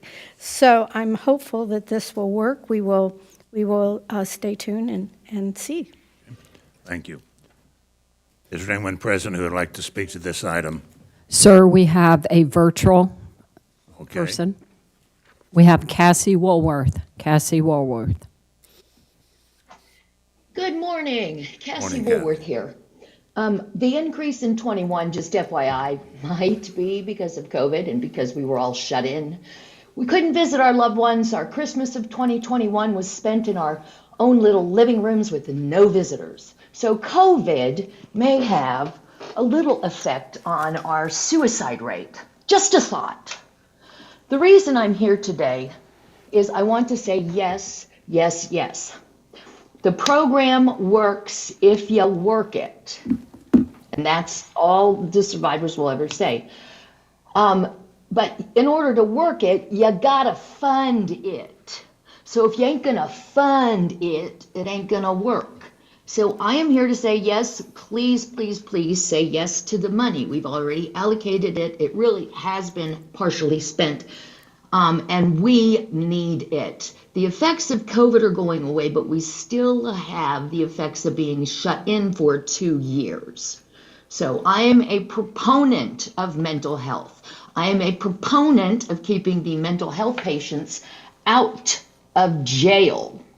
I am a proponent of working with the helpline 24/7, and I am so incredibly happy that we have a 988 to dial. And the resources that they are putting behind it to promote it are pretty amazing as well. So please, please, please vote yes. I think our numbers are coming down because of marvelous counseling and access to resources. And a lot of students would probably say the same thing. Thank you. Thank you. Ms. Hanslick, you had a question? Well, just more of a comment / question, and this is a follow-up to Commissioner O'Hara's comment that when I look at these numbers, what it tells me is that people who do get assistance are less likely to complete a suicide. And I'm just wondering if that's a correct interpretation from your experience, Mr. Fortney, that if once as our calls are going up, those folks who are clients, who become clients, get the help they need in that crisis. You're correct, yeah. One of the biggest things is when people are in that acute situation and they're experiencing an episode, being able to get them treatment. And this isn't just for suicides, this is for any type of service. You know, back in the 90s, we used to have a different model of mental health where people would call in, they needed service, we'd schedule something several weeks out, they would come in. Well, by that point, a lot of times they wouldn't come in because the crisis is past, you know, that would be an issue. Well, we go to an open access model for our clients. So we have situations like this. We're going out, we're doing everything we can to make contact with these people, be able to diffuse the immediate need that they have in the crisis, and then try to get them into services as quickly as possible, because you're right. If they don't have access to that, if they call the hotline, if it rings too many times, if they don't get immediate access, they can hang up. The chances of them calling back, if they have the wherewithal to do it, is very, very slim, and their risk of suicide increases exponentially. So just to follow up, so when I look at the numbers for 2021, where there was 1 suicide among mental health center clients and 90 in total in the county, I'm assuming that means 89 of those total county suicides did not have any contact with Johnson County Mental Health. It would mean that they were not open clients. Yeah, I mean, it's possible that could there have been some sort of contact with us or another mental health professional? Absolutely, but they weren't an open client. Okay, thank you. Again, is there anyone present who would like to speak to this item? All right, thank you. Ms. Allenbrand? Thank you, Mr. Chair. I can't tell you how much I just support this 100%. And that's another reason why I'm trying to support the juvenile crisis bed unit as well. It's not just about COVID with these kids. It's about social media. It's about bullying. And as adults, we need to help our children, our grandchildren. When you put something on social media, it does not go away. And bullying is one of the #1 reasons for suicide.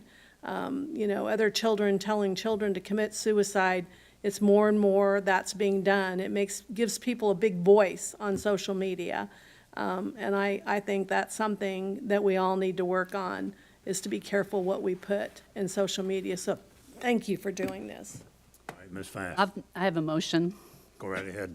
I move to authorize the Johnson County Mental Health Center to accept the Kansas 988 operational grant from the Kansas Department of Aging and Disability Services, KDADS, in the amount of $1,200,000 to provide 24-hour coverage for the National Suicide Prevention Hotline. Allenbrand, second. Go ahead. Commissioner Fass made the motion. Commissioner Allenbrand seconded the motion to accept the grant as noted.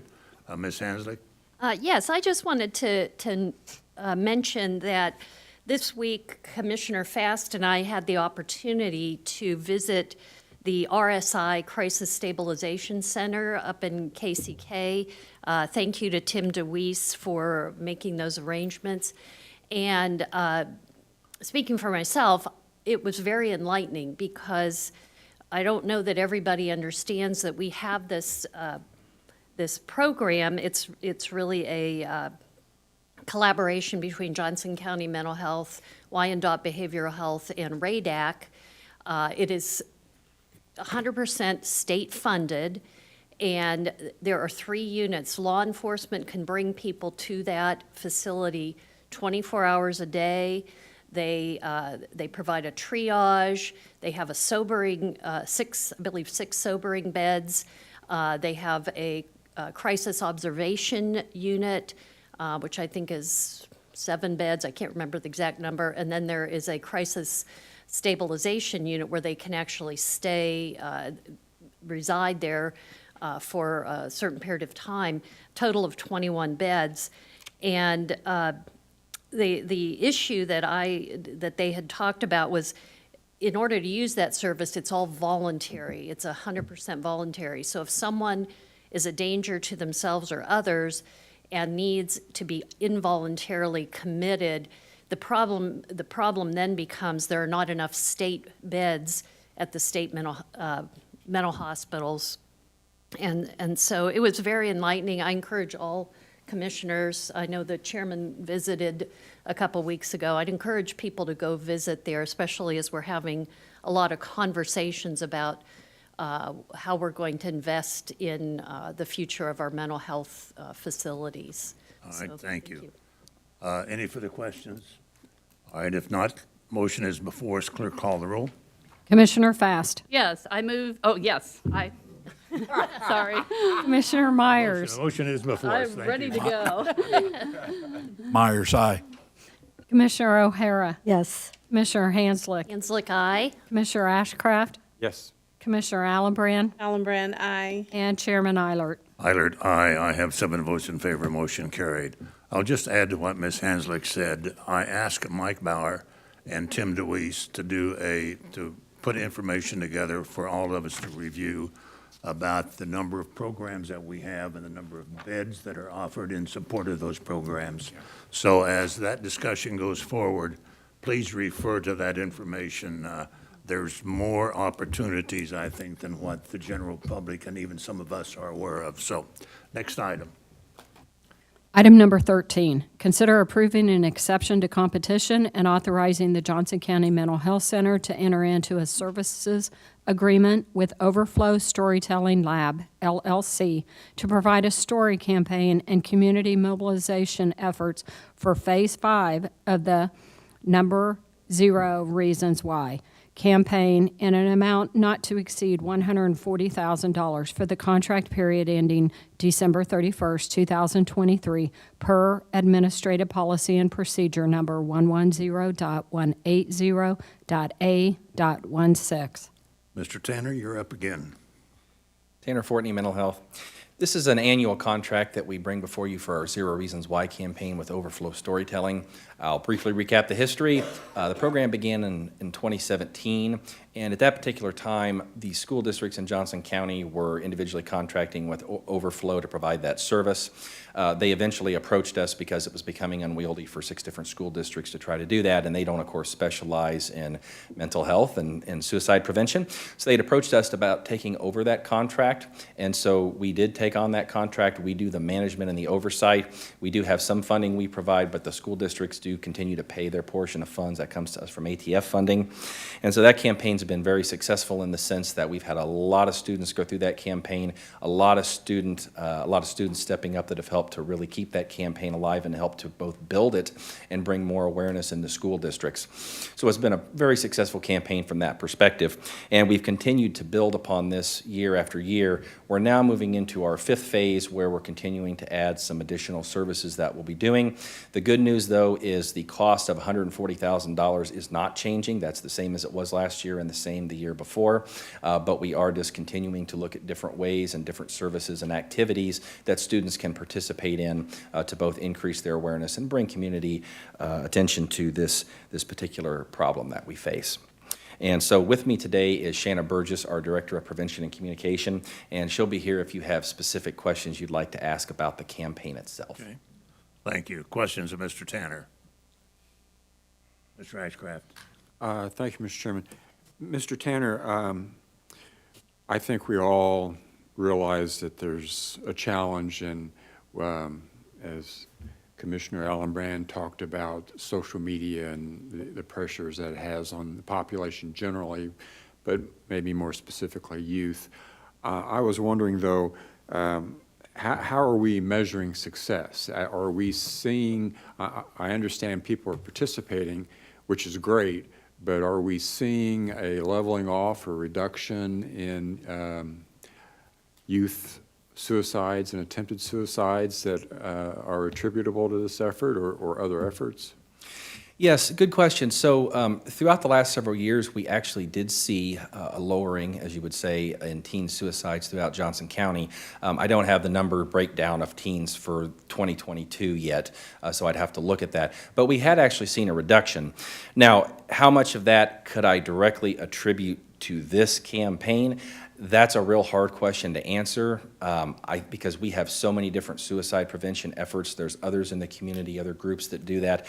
So I think collectively, all of these efforts have really paid off. Now, what I can say in terms of just the efficacy of the programs, which I think is at least part of your question, Commissioner, is that there's generally three different types of I guess I would say, components to this type of program with it, especially when you're working with youth. Usually you have what's called a gatekeeping component, which is usually training of school staff to help be able to work with children and be able to understand and see the warning signs of this. The second component is curriculum-based education within the school districts. We participate in that as well. And the third is what we would refer to as screening for early identification and student suicide risk. So this really falls more, even though it's a voluntary campaign, and again, I can let Ms. Burgess talk more to you about that. A lot of it falls more into the curriculum-based, doing a lot of those vignettes, storytelling, helping students to understand the impacts of suicide and what it can do not just for them, but also their loved ones. But looking at the clinical research, I've reviewed personally a meta-analysis as well as approximately 27 different studies that have looked at these various components. And what the clinical research is actually showing is that they are seeing reductions in suicides and the effectiveness of these programs and helping to prevent that. And the component that they have found the greatest impact in is actually in curriculum-based education, which again is what this falls into. Now, there is variation in how curriculum is provided from state to state, school to school. There isn't a universal approach. But when you look at the various studies that have been out there, most of what we're doing is mirroring what those studies have shown. So I think we have a pretty good idea that the work that we're doing is successful and can be attributed to that reduction we've seen over the last few years in suicides. Okay, thank you. Other questions? Ms. Hanslick? Yes, I appreciate Commissioner Ashcraft's question because I think that's it's very relevant, and this is not directed just to you, but I think in future it would be helpful to have some of that included in the briefing sheets if there's any kind of information about the outcomes or the effectiveness of a particular program. That would be helpful. So thank you. Thank you. Mr. Myers. Thank you, Chair. Just a personal comment. I can say from my 40 years experience in the education field, I can tell you the importance of these types of programs. And there is no doubt in my mind that these programs save lives. How many? I don't know. Do they save lives? Absolutely. Thank you. Is there anyone present who would like to speak to this item? All right, if not, is back for the commission. The motion is in order. Ms. Fast? Yes, I move to approve an exception to competition and authorize the Johnson County Mental Health Center to enter into a service agreement with Overflow Storytelling Lab, LLC, to provide a story campaign and community mobilization efforts for Phase 5 at Zero Reasons Why campaign in amount not to exceed $140,000 for the contract period ending December 31st, 2023, per administrative policy and procedure 110-180-A, I mean not dash, let me say again, 110.180.A.16. Hanslick, second. Commissioner Fast made the motion. Commissioner Hanslick seconded the motion to approve the exception to competition and award the contract as noted in the amount stated. Any further questions or comments? Clerk, please call the roll. Commissioner Fast. Aye. Commissioner Myers. Myers, aye. Commissioner O'Hara. Yes. Commissioner Hanslick. Hanslick, aye. Commissioner Ashcraft. Yes. Commissioner Allenbrand. Allenbrand, aye. And Chairman Eilert. Eilert, aye. I have 7 votes in favor, motion carried. All right, next item, I believe that's number 14. Item number 14, consider approving an agreement with Atmos Energy to relocate gas utilities necessary for the 199th Street Shoulder Safety and Structural Improvement Project between Clare Road and US 169 Highway at a cost not to exceed $678,685.72. Mr. Sims. Good afternoon, Ryan Sims with Public Works. So this utility agreement with Atmos is necessary to relocate approximately 1.5 miles of gas supply lines, service connections, and meters in advance of the road safety improvement project on 199th Street from Clare Road to 169 Highway, anticipated to begin construction later this spring. We have a city-county agreement with Spring Hill to participate financially in this project for right-of-way, utility, and construction costs, broken out by jurisdictional boundaries. The entirety of the gas facilities for this project does fall within the unincorporated area, so the county bears most of the cost for the relocation, about 87%. Atmos cost is the remaining 13% for this. If there are any questions at this time, I'd be glad to answer them. Ms. O'Hara. Just when you're ready, I do have a motion. Okay, all right. Mr. Ashcraft. Thank you, Mr. Chairman. Mr. Sims, who sets this price? So this price is provided by Atmos professional staff. They have professional engineers and technicians on staff that develop the relocation plans and the unit cost to provide the service. Does it include any betterments or upgrades? This is the cost to provide in kind for the services. Okay, and how do we verify that, or do we verify it? So we verify the relocation plans themselves, make sure there aren't any conflicts with the future road improvements. We don't really verify their unit costs of the materials itself. We try to work as best we can to communicate what we need to move the facilities in advance of the construction. Thank you. Well, this is an important part of the project in upgrading this stretch of 199th Street and providing additional laneage. And, you know, I have seen a couple of instances here in the last couple of weeks where you know, vehicles, including automobiles, an automobile have had a tire go off the edge of the pavement, and that forces actions which can lead to accidents. So making these public improvements need to go forward. So this is important. Anyone present would like to speak to this item? All right, if not, Ms. O'Hara, you have a motion? Thank you. Yes, just before I make the motion, Spring Hill has also passed a resolution banning truck traffic on their portion of this west of 169 Highway. Just for the record, want people to know that. All right. I move to approve an agreement with Atmos Energy to relocate gas utilities necessary for the 199th Street Shoulder Safety and Structural Improvement Project between Clare Road and US 169 Highway at a cost not to exceed $678,685.72. Allenbrand, second.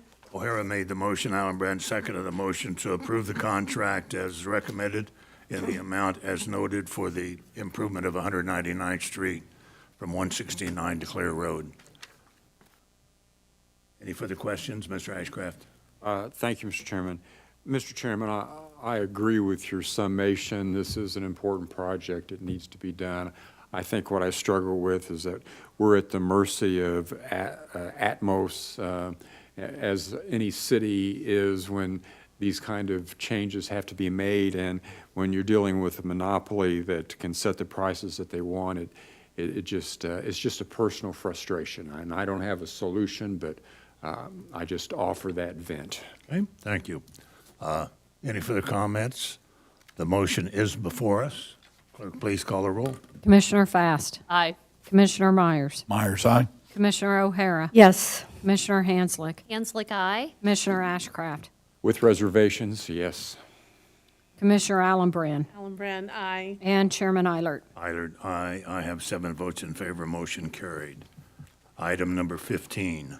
Consider authorizing a contract under construction inspection services contract RFP number 2019-061 for the data acquisition project with George Butler Associates at a cost not to exceed $296,764.75. Mr. Sims. Ryan Sims, Public Works. This contract for inspection services is Phase 2 of our asset management program. Phase 1, which was approved back in March of last year, included inspection of about 1,100 crossroad culverts and pipes in the unincorporated county network.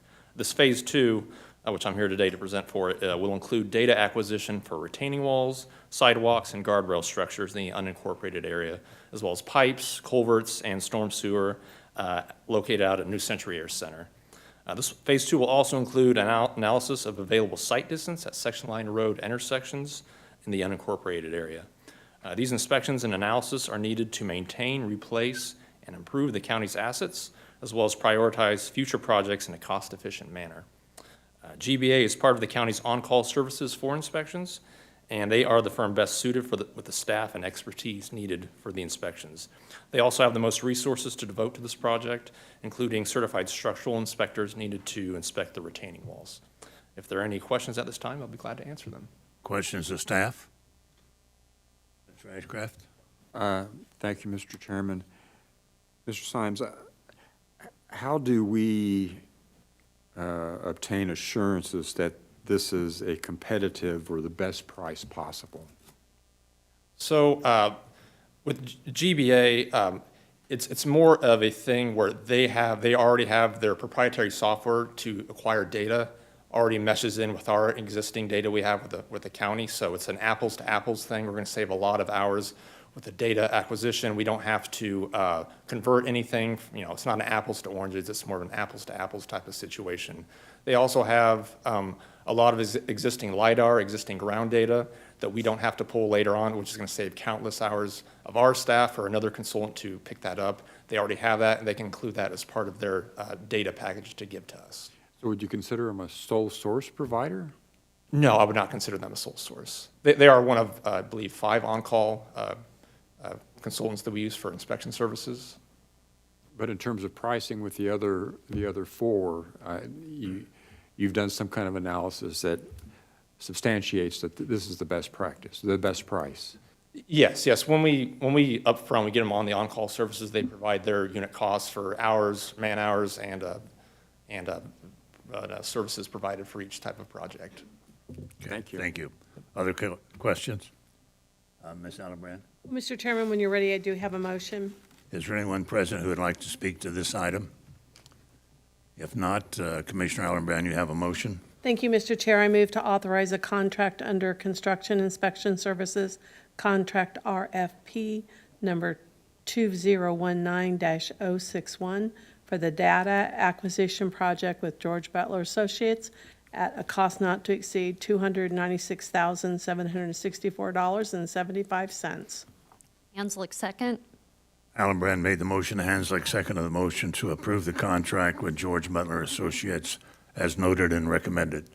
Any further questions or comments? Mr. Ashcraft? Thank you, Mr. Chairman.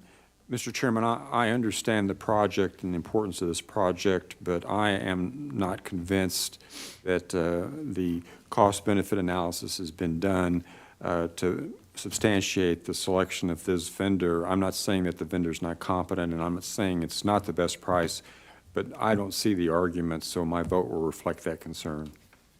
Well, my vote will be in favor. I respect the expertise of our staff to make these kind of decisions, so thank you very much. Any other comments? If not, clerk, please call the roll. Commissioner Fast. Aye. Commissioner Myers. Myers, aye. Commissioner O'Hara. Yes. Commissioner Hanslick. Hanslick, aye. Commissioner Ashcraft. No. Commissioner Allenbrand. Allenbrand, aye. And Chairman Eilert. Eilert, aye. I have 6 votes in favor, 1 opposed, motion carried. Are there any other items on the action agenda? No, sir. All right, turning to reports and communications, Ms. Bostock Ferguson. Chairman and Commissioners, good afternoon. It is afternoon now. I wanted to talk about the RHID, the Rural Housing Incentive District for Spring Hill. You may recall that I presented this in the manager's memo back in November when we had received the notice of public hearing. Based on questions raised by commissioners, Chairman Eilert requested that I provide further information, and there's more information in your packet. Also, I would like to turn it over to Chief Counsel Peg Trent to provide a summary of the information. Peg? Ms. Trent. Thank you, Mr. Chair. Peg Trent, Chief Counsel. As the county manager has indicated, this item was brought before you and noticed so that you were aware that a public hearing was to be held on the Wiswell Farms Rural Housing Incentive District. On December 8th, 2022, following that public hearing that was noticed, the governing body of the city of Spring Hill, thank you. Ordinance 2022, thank you, 32, establishing a rural housing incentive district and approving a plan for development, housing, and public facilities within that district. And so that is commonly known as the Wiswell Farms Rural Housing. So it's generally located, just so you remember, it's located east of Highway 169 between 191st Street and 199th Street within the city of Spring Hill. This information was emailed to all of the commissioners at the appropriate time. And pursuant to that ordinance that was adopted by the governing body of Spring Hill, it indicated that that ordinance would be null and void if within 30 days following that public hearing and of that ordinance, this commission determines that a resolution of the housing district would have an adverse effect on the county. So a meeting was held, and we were able to secure some additional information for your consideration relating to this district. Specifically, I wanted to highlight, and this was contained within the feasibility study that was previously provided you, but I just want to, in the context of whether the county was adversely affected by this type of TIF district, the proposed development includes 387 attainable price single-family homes and potentially 180 units of multifamily housing. The estimated impacts are based on a 5-year completion schedule starting in 2025, so it wouldn't start the incrementing till then, for the single-family home, and a 2-year completion schedule starting in 2027 for the multifamily housing. The district will defer ad valorem taxes of approximately $21.6 million within the district over a period of 18 years, which is less than what would be statutorily allowed. That was negotiated as part of that agreement with Spring Hill. To reimburse the developer, so this is a reimbursement to the developer for the cost of improvement within the boundaries of that district, including internal roads and those administrative costs of the city. This amount represents the cumulative new ad valorem revenue that would be captured by all taxing jurisdictions if the exact same development were to occur over a same time period, but without the district. At this point, the county base of taxes for that district, for the area that they are proposing, is approximately $2,453 per year, which includes the Parks and Rec and Library. So if we didn't have this incremented, this is what you're entitled to. And you're entitled to this even with the incremental, with the district. This ad valorem revenue amount will be constant for the term of this entire district agreement. The potential revenue from this project to the county, parks, and library for 18 years is estimated, meaning if this project goes in 2025 and 2027, $4.5 million. The county only, excluding parks and library, is $3.27 million. However, the revenue assumes that the same amount of development would occur over the same time period.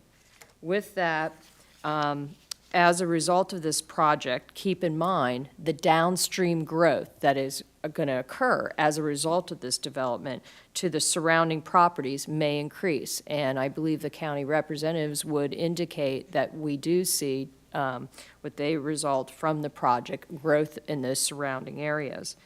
The project also, just so you're aware, and it was contained within the feasibility, there intends to be Spring Hill to establish a benefit district for assessment of the district, so those individuals, to finance approximately $3.3 million of the $6 million total cost for the extension of Webster Road. So they have to extend Webster Road to this district. The remaining costs are directly paid through a state-based grant of approximately $2.7 million.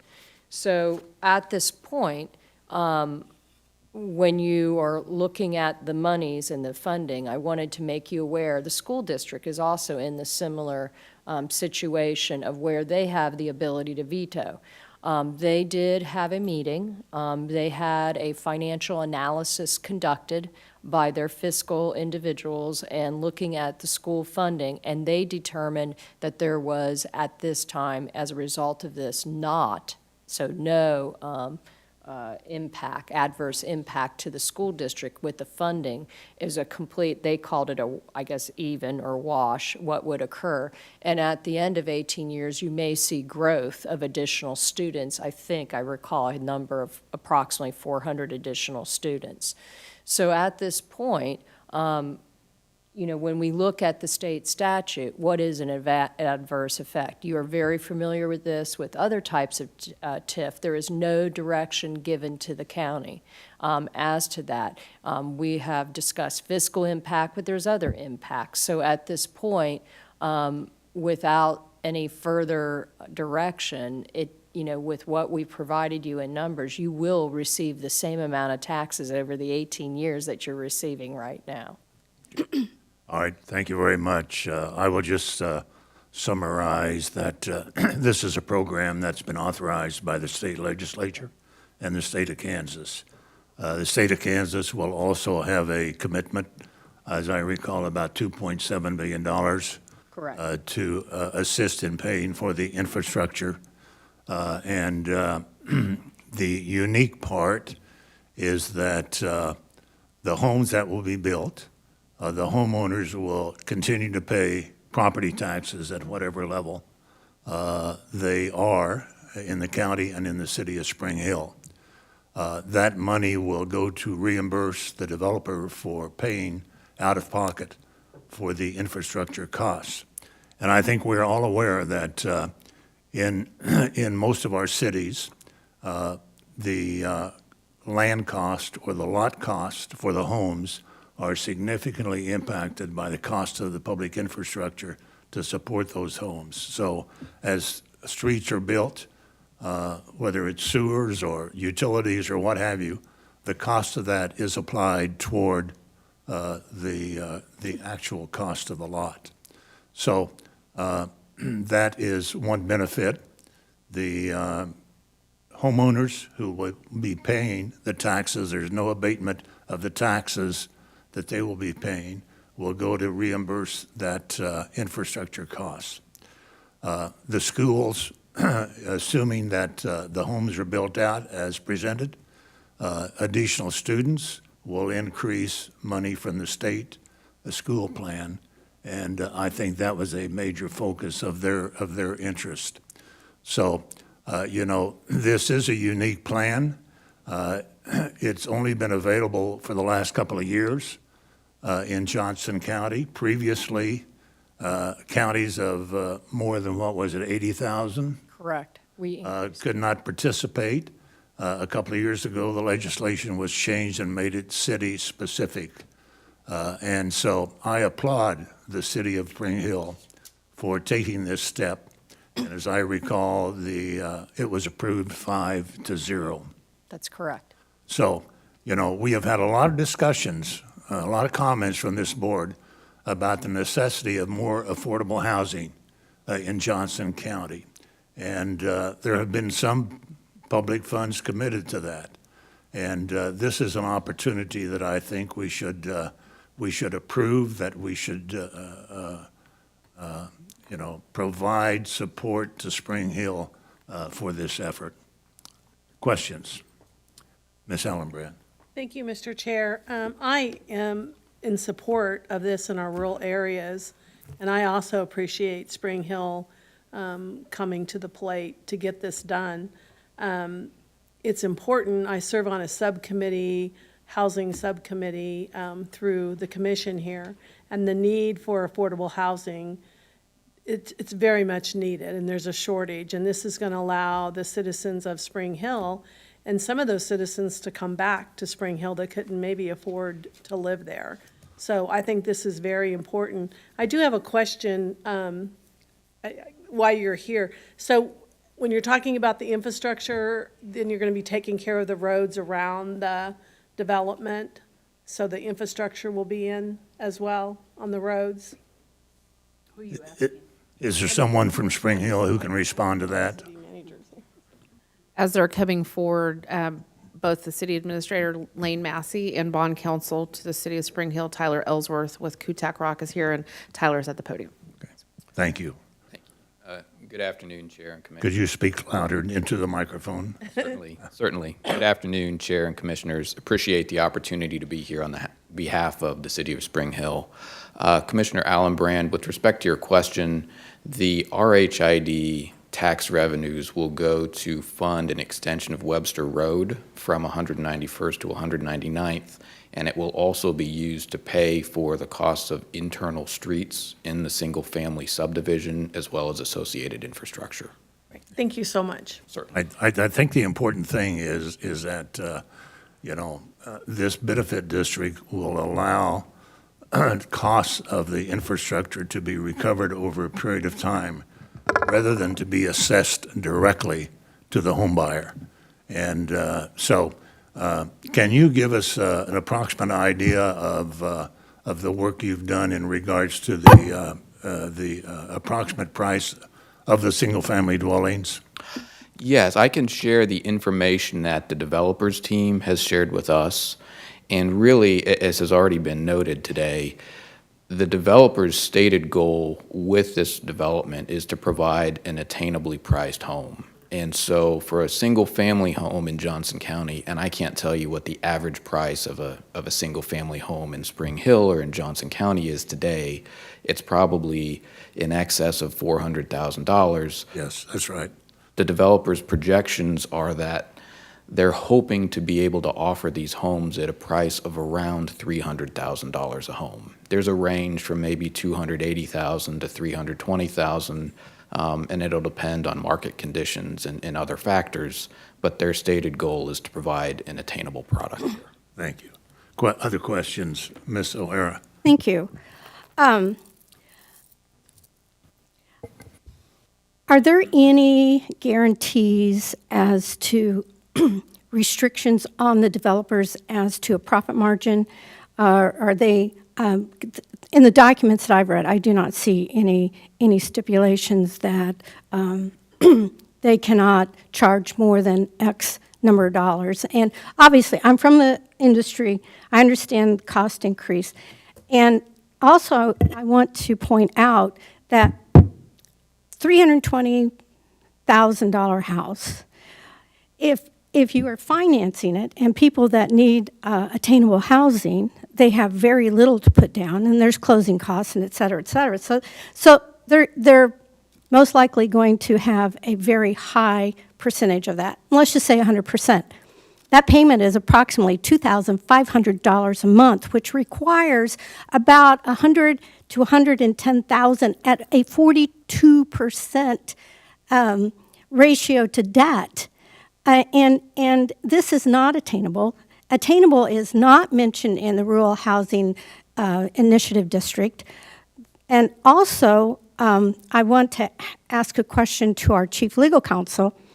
We received numbers that indicated that this was going to cost, that the public investment in this was going to be $14 million. Is that correct? Mr. Chair, Commissioner O'Hara, We initially received a feasibility study, which did contain early on those numbers. However, it was revised, and a new notice was provided and a new report as well. And those dates, the 14 million was October the 10th or October the 7th or 10th. And then the new ones was, the new feasibility by Baker Tilly was November the 16th, one day before the public hearing, that then upped the public investment to 21 million. Those are that is the date that I saw on the report. The public hearing, I believe, occurred December 8th, the day of the ordinance. Actually, it was the 17th, and then it was continued.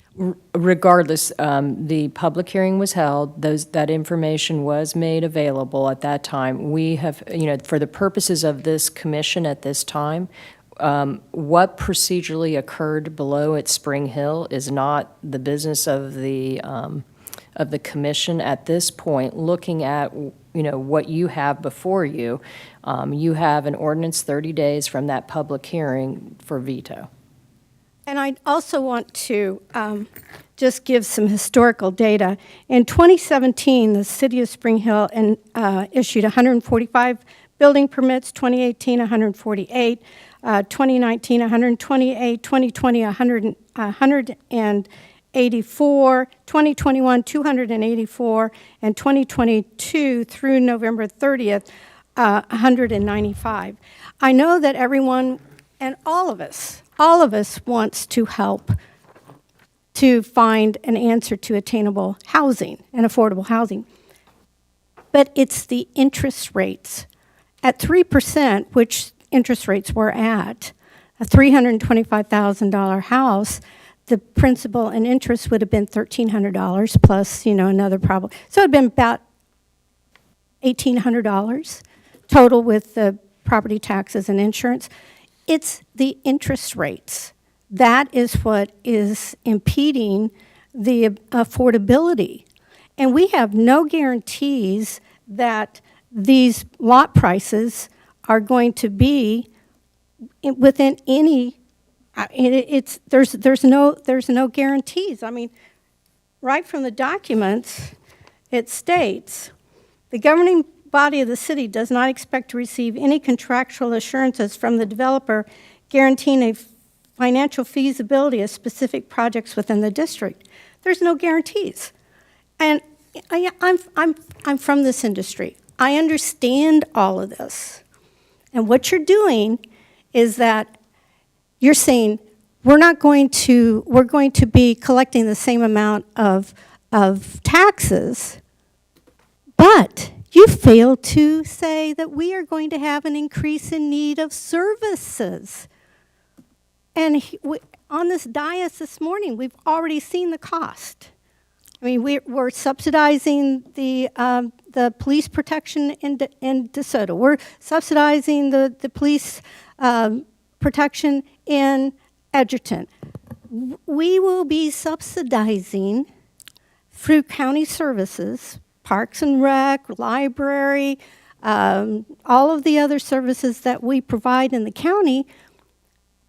Somebody else is going to have to accept the responsibility, and it's going to be the rest of the tax base. I just ask this commission to please consider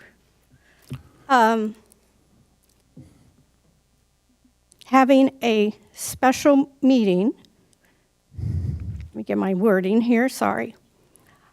I make a motion for a special meeting to be held prior to January 8th, 2023 for the BOCC to consider a resolution to veto the Wiswell Farms Rural Housing Incentive District due to the adverse effect to the county. Well, respectfully, I will call that motion out of order. Staff has reviewed the impact and have come to the conclusion that there is no significant adverse impact to the county, which can be upheld.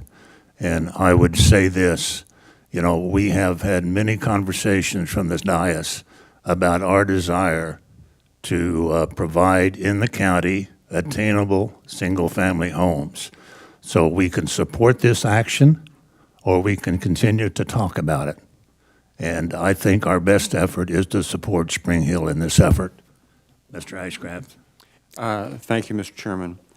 Mr. Chairman, I have not seen the analysis that you're referring to that staff has completed. I would be very interested in that because one of the axioms that we've always talked about, and I think tried to adhere to, is does growth pay for itself? And that's whether it's in stormwater or wastewater or any other program. Does it pay for itself? And I would submit, Mr. Chairman, that you are right. This effort may be unique, but I doubt if it will remain unique for long. I suspect that it will be an opportunity that many communities will avail themselves of. And I think that it deserves further conversation because as the school district did some kind of analysis, and I have not seen that either, but I think that is the appropriate process and protocol, and I would like to see that.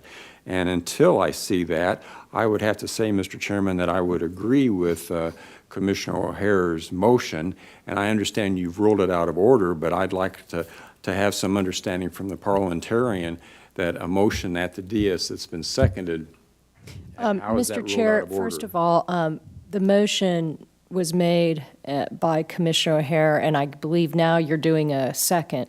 And that is not, there can be a motion at any point for, and it's being second for a vote to be called at this point. So just because it came in these comments, it can be considered.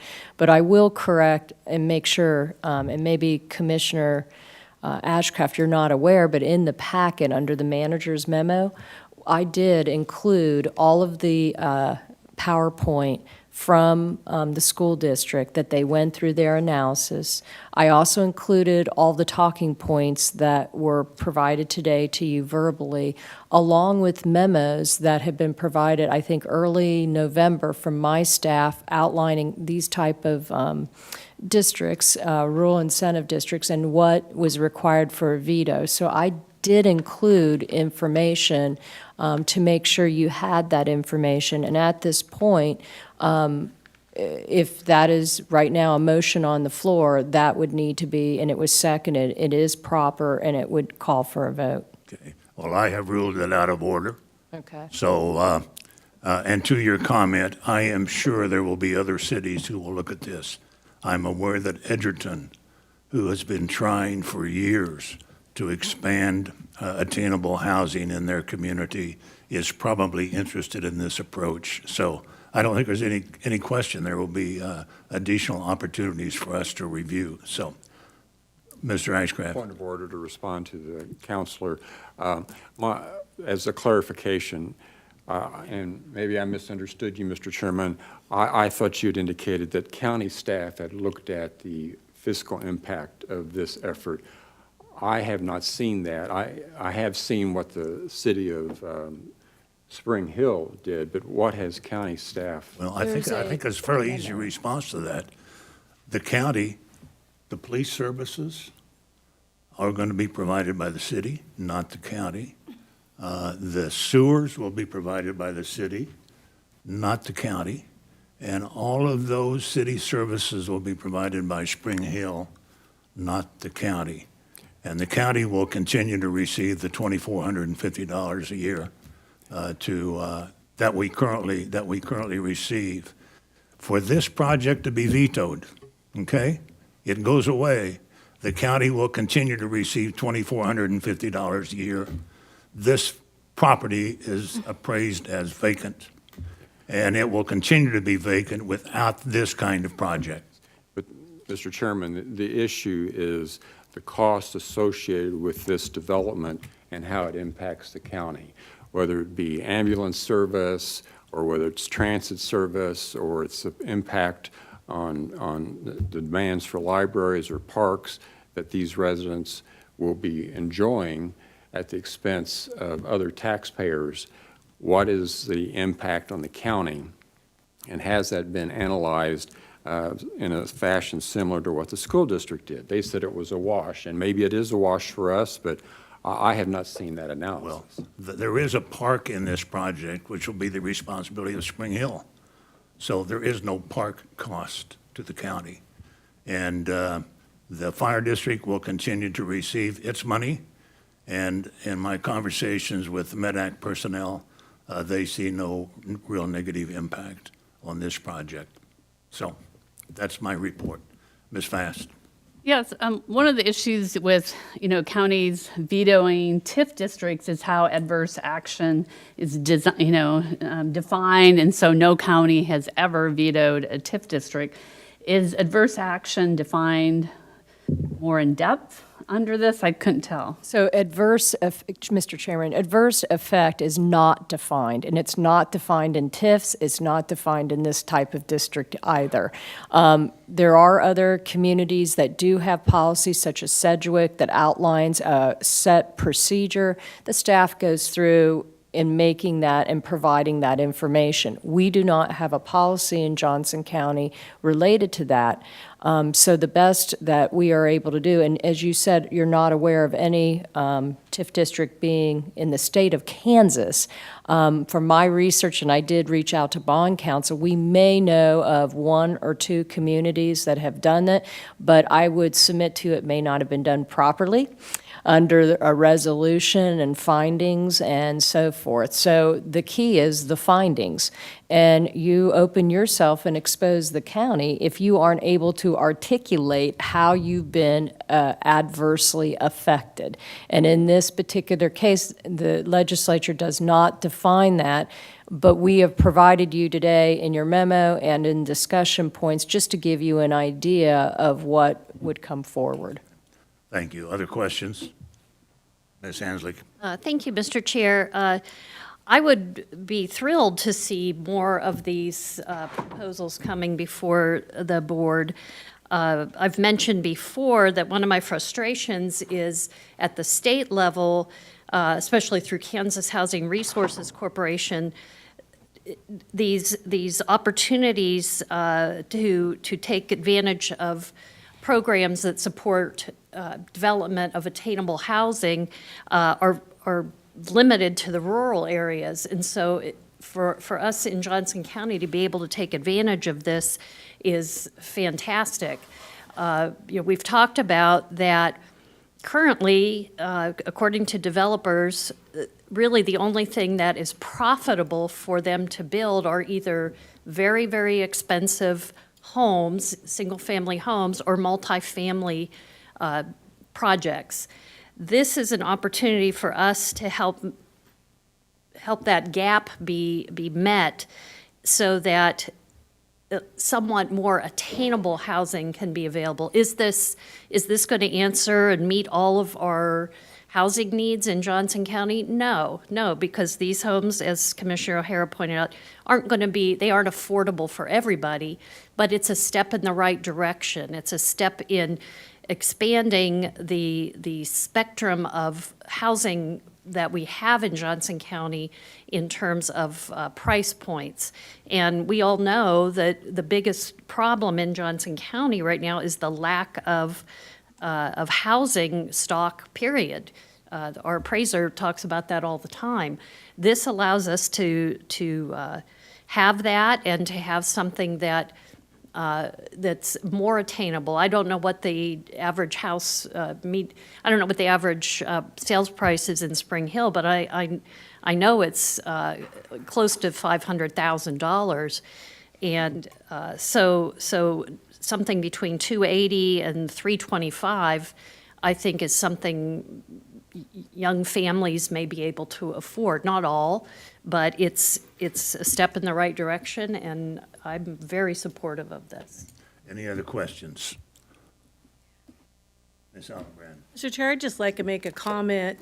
Growing up in Johnson County, I've lived here all my life, and there was areas of Johnson County, they didn't call them TIFs back then, but we had developments that were put together. They weren't called TIFs, but I know my family could not have lived here with the cost now. And we look at the state and they provide this benefit to our rural areas. And the cities have already studied this. They have a city council, elected mayor, and I feel that we need to support that. I'm in support of this. I think it's needed. I get frustrated because I could sit here all day long and mention different developments all over Johnson County that have been successful, brought in tax dollars, have helped support our fire. This is just greatly needed, and I will be 100% support of it. All right. If there, Mr. Ashcraft. Thank you, Mr. Chairman. Mr. Chairman, I'm sorry this is your last day because this will be the last time we get to debate this. About it. But, Well, we've debated similar items. No, we before, have, and I appreciate you allowing a little bit of time on this. I did want to just offer a comment to Commissioner Hanslick, and Commissioner Hanslick, your previous statements, your intent is absolutely right, and I agree with it wholeheartedly. And the challenge I have, particularly with this new instrument, and while it's similar to other TIFs, it is new and it's got a different construct. It will help the developers, but what I don't see is the guarantee and the immediate linkage that really will help homeowners and the families of those homeowners. And that's the challenge I have with this. This has the allure of being an opportunity, but there is no mechanism in place to assure that, and that just troubles me. Okay, thank you. Other comments? Ms. O'Hara? Yes, to the Chief Legal Counsel. Pardon? A question to the Chief Legal Counsel. Okay. So you have stated that according to our parliamentary rules, that my motion was appropriate and that the second was appropriate. And the chairman has overruled that. So what, I don't understand. Was it actually a motion or wasn't it? Well, I called it out of order. That was my judgment. And any time a majority of the commission can overrule the chair's judgment. Okay? So I don't hear any motion to overrule the chair's judgment, so. So Chief Legal Counsel, is that true? The rules, Mr. Chair, the rules, and Commissioner O'Hare, the rules of order do indicate that if you want to overrule the decision by the chair, there would need to be a motion to overrule it to move forward. So the chair is correct. Okay, thank you. All right. Any other questions? Okay, well, thank you very much, staff. Thank you very much. Congratulations to the city of Spring Hill, and thank you for taking the initiative to bring this project forward to our communities. Thank you very much. Thank you. Are there any other reports? Yes, I have two more items. The next item is the County Economic Research Institute, or the CERI report. The full report is attached in your packet. However, I'll do a few highlights.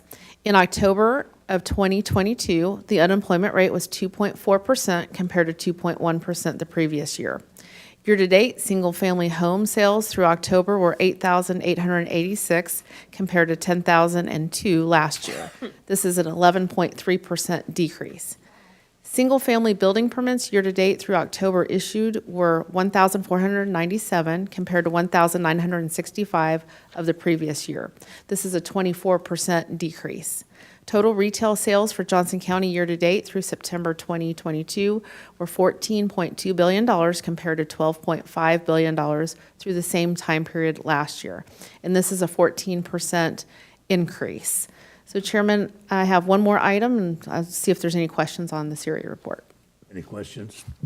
All right, thank you. Okay, the last item I have is a reminder for Chairman Eilert's public farewell reception to be held tomorrow, January 6th, at the Johnson County Arts and Heritage Center at 4 o'clock. And Chairman, on behalf of county staff, we thank you for your service, your leadership, your support. Our community is much better from your service and leadership, and you will be missed. Thank you. Thank you. All right, there are no other reports. We'll turn to commission comments. Ms. Fast. Yes, this morning, Church of the Resurrection had a breakfast bringing together both parties to have a conversation, local, city, and state, on their campaign to bring together good conversations on polar opposite issues. So it was just a really wonderful breakfast. Okay, thank you. Ms. Allenbrad.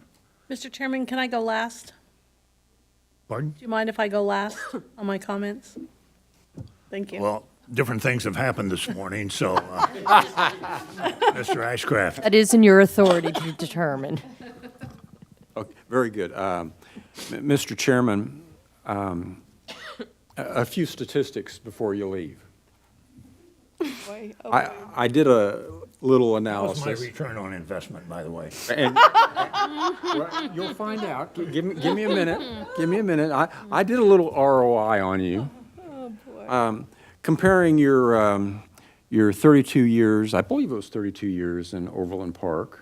Was that correct? Or 4 years on council and 28 for mayor? 24 in mayor. Yeah, Oh. total of 28. 28, I okay. think that's right. Well, then your return on investment's even higher, because I did a comparison based on what I thought was 32, and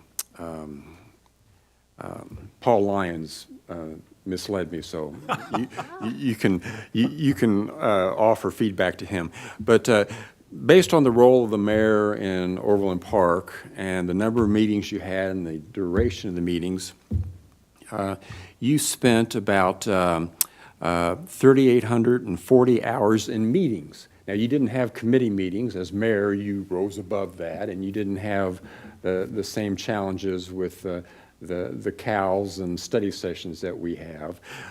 So I compared that to your role here, and this is not all meetings, but you know, when you consider the PBC, regular meetings, agenda reviews, CAL study sessions, and your favorite budget meetings, not to mention the numerous executive sessions that always seem to go much, much longer than many times planned. You actually spent more times in meeting in 16 years than you did in Overland Park in the 28 years that you served. So I wanted to tell you that some of us noticed that because many of those meetings I sat ducking your left hook on various items. But in all, there were, by my calculation, and I tried to include in today's, although this last motion, I'm not sure where to include it, there were 9,216 votes, and 8,294 of them were unanimous, so a little bit over 91%. And it was higher before I got on the commission. I'll give you that. So, Mr. Chairman, your return on investment has been magnificent, and I will offer you a little adult beverage to consume at your leisure. Don't show it in public. We might get arrested. How about sharing it in that paper bag? I'll leave that as a mystery. Yeah. Well, thank you very much. Thank you very much, Ms. Hanslick. Well, thank you, Mr. Chair, and I don't want to elongate this meeting, but I don't know if I'm going to have another public opportunity to say what an incredible privilege it has been to work with you. You have supported me, guided me, taught me as a new commissioner, and you navigated us through the pandemic.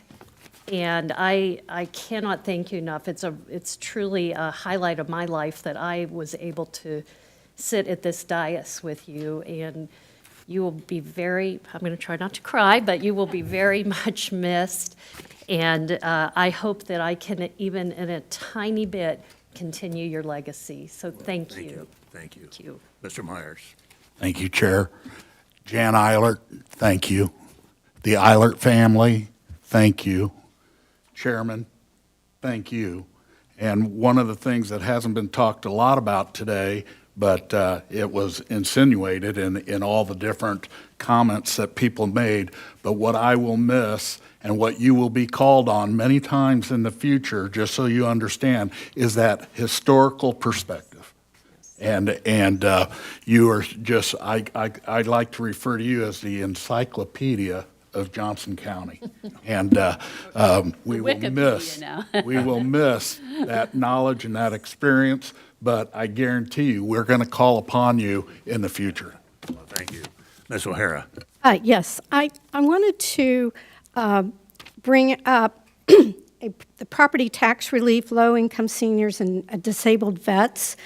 Karen Tyson, Senator Tyson sent this to me, that during the 2022 session there were some tax changes, and there is a freeze on property taxes for household incomes of $50,000 or below.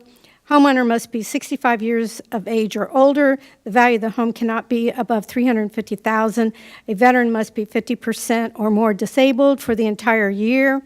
And so you pay your property taxes, but the increase, you apply to get that increase refunded to you. So it's not going to be a huge help, but it will be somewhat of a help. And I just want the public to be aware of that. Also, I'm still chasing down that $200,000 that's bouncing around in the fire district's budget. I'll continue to look at that. And also, coming from the development community and being in public service, it always has been a fact. Residential development does not pay for itself. And when you are subsidizing it 100%, except for 50% of the school tax, it definitely is not paying for itself.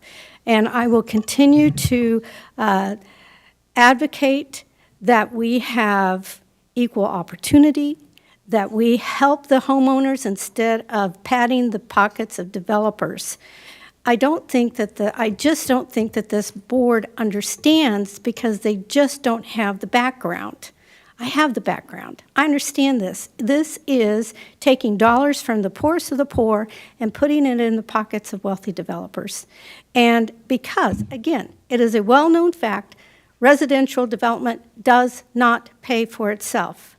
And I'm sorry that we're not going to reconsider this, because this rural housing initiative district wouldn't have died. It would have simply been sent back to Spring Hill. Maybe they would have done a better job. But it is what it is, and I just want to, let people know that there's a better way, and we need to get the help to the homeowners and not the developers. Thank you very much for mentioning the information about the opportunities to have a refund on your property taxes. And I also want to commend Tom Franzen and his group for sending out those notices as the tax bills went out. So they were very well explained, and thank you very much for that. Monday the 9th at 9 a.m. in this room will be the swearing in of the recently elected.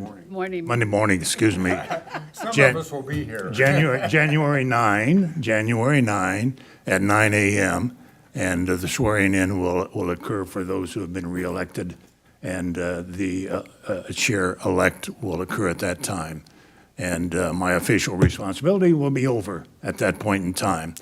And I just want to say thank you to all of those who spoke this morning. I had no idea that was going to happen. And I want to say a special thank you to our commission. We haven't always agreed, but I think we worked through to positive conclusions. And so thank you very much. And to our professional staff at Johnson County, led by Penny Post Oak Ferguson, my goodness, we would not be the community we are without your assistance and your guidance. So thank you all very much. Ms. Allenbrand, you have a closing comment, I hope. Yes, very quickly, I want to thank you for your leadership, your guidance in helping me in this position. And I just hope you don't change your phone number. So with that, I do have something for you from behalf of all the county commission up here. And then also, I'm going to have Linda Sater come up. I think there's going to be a gavel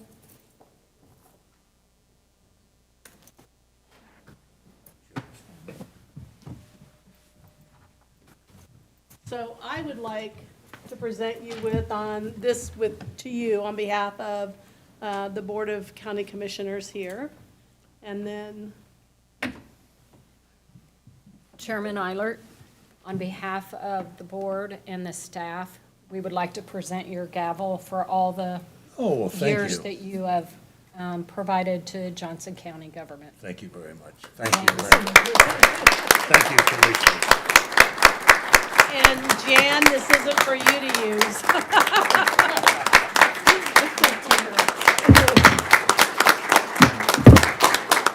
Thank you very much.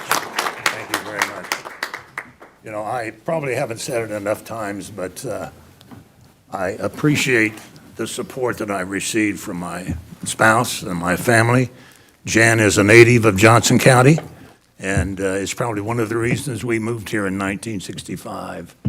And Probably. I completed my last year of teaching, 65, 66, at Olathe East. Shawnee Mission East, Olathe East. My grandkids have gone to Olathe East. So anyway, yeah, it's been a great community, and I appreciate the privilege that the voters of Johnson County and Overland Park had given me to participate in local government over the years. Thank you all very much for your support. And with that, we are adjourned from our regular agenda. We have about 3 or 4 items on agenda review, and then we're adjourned for the day. So thank you all very much. We are adjourned. Thank you, Mr. Chairman. I'm going to check this out.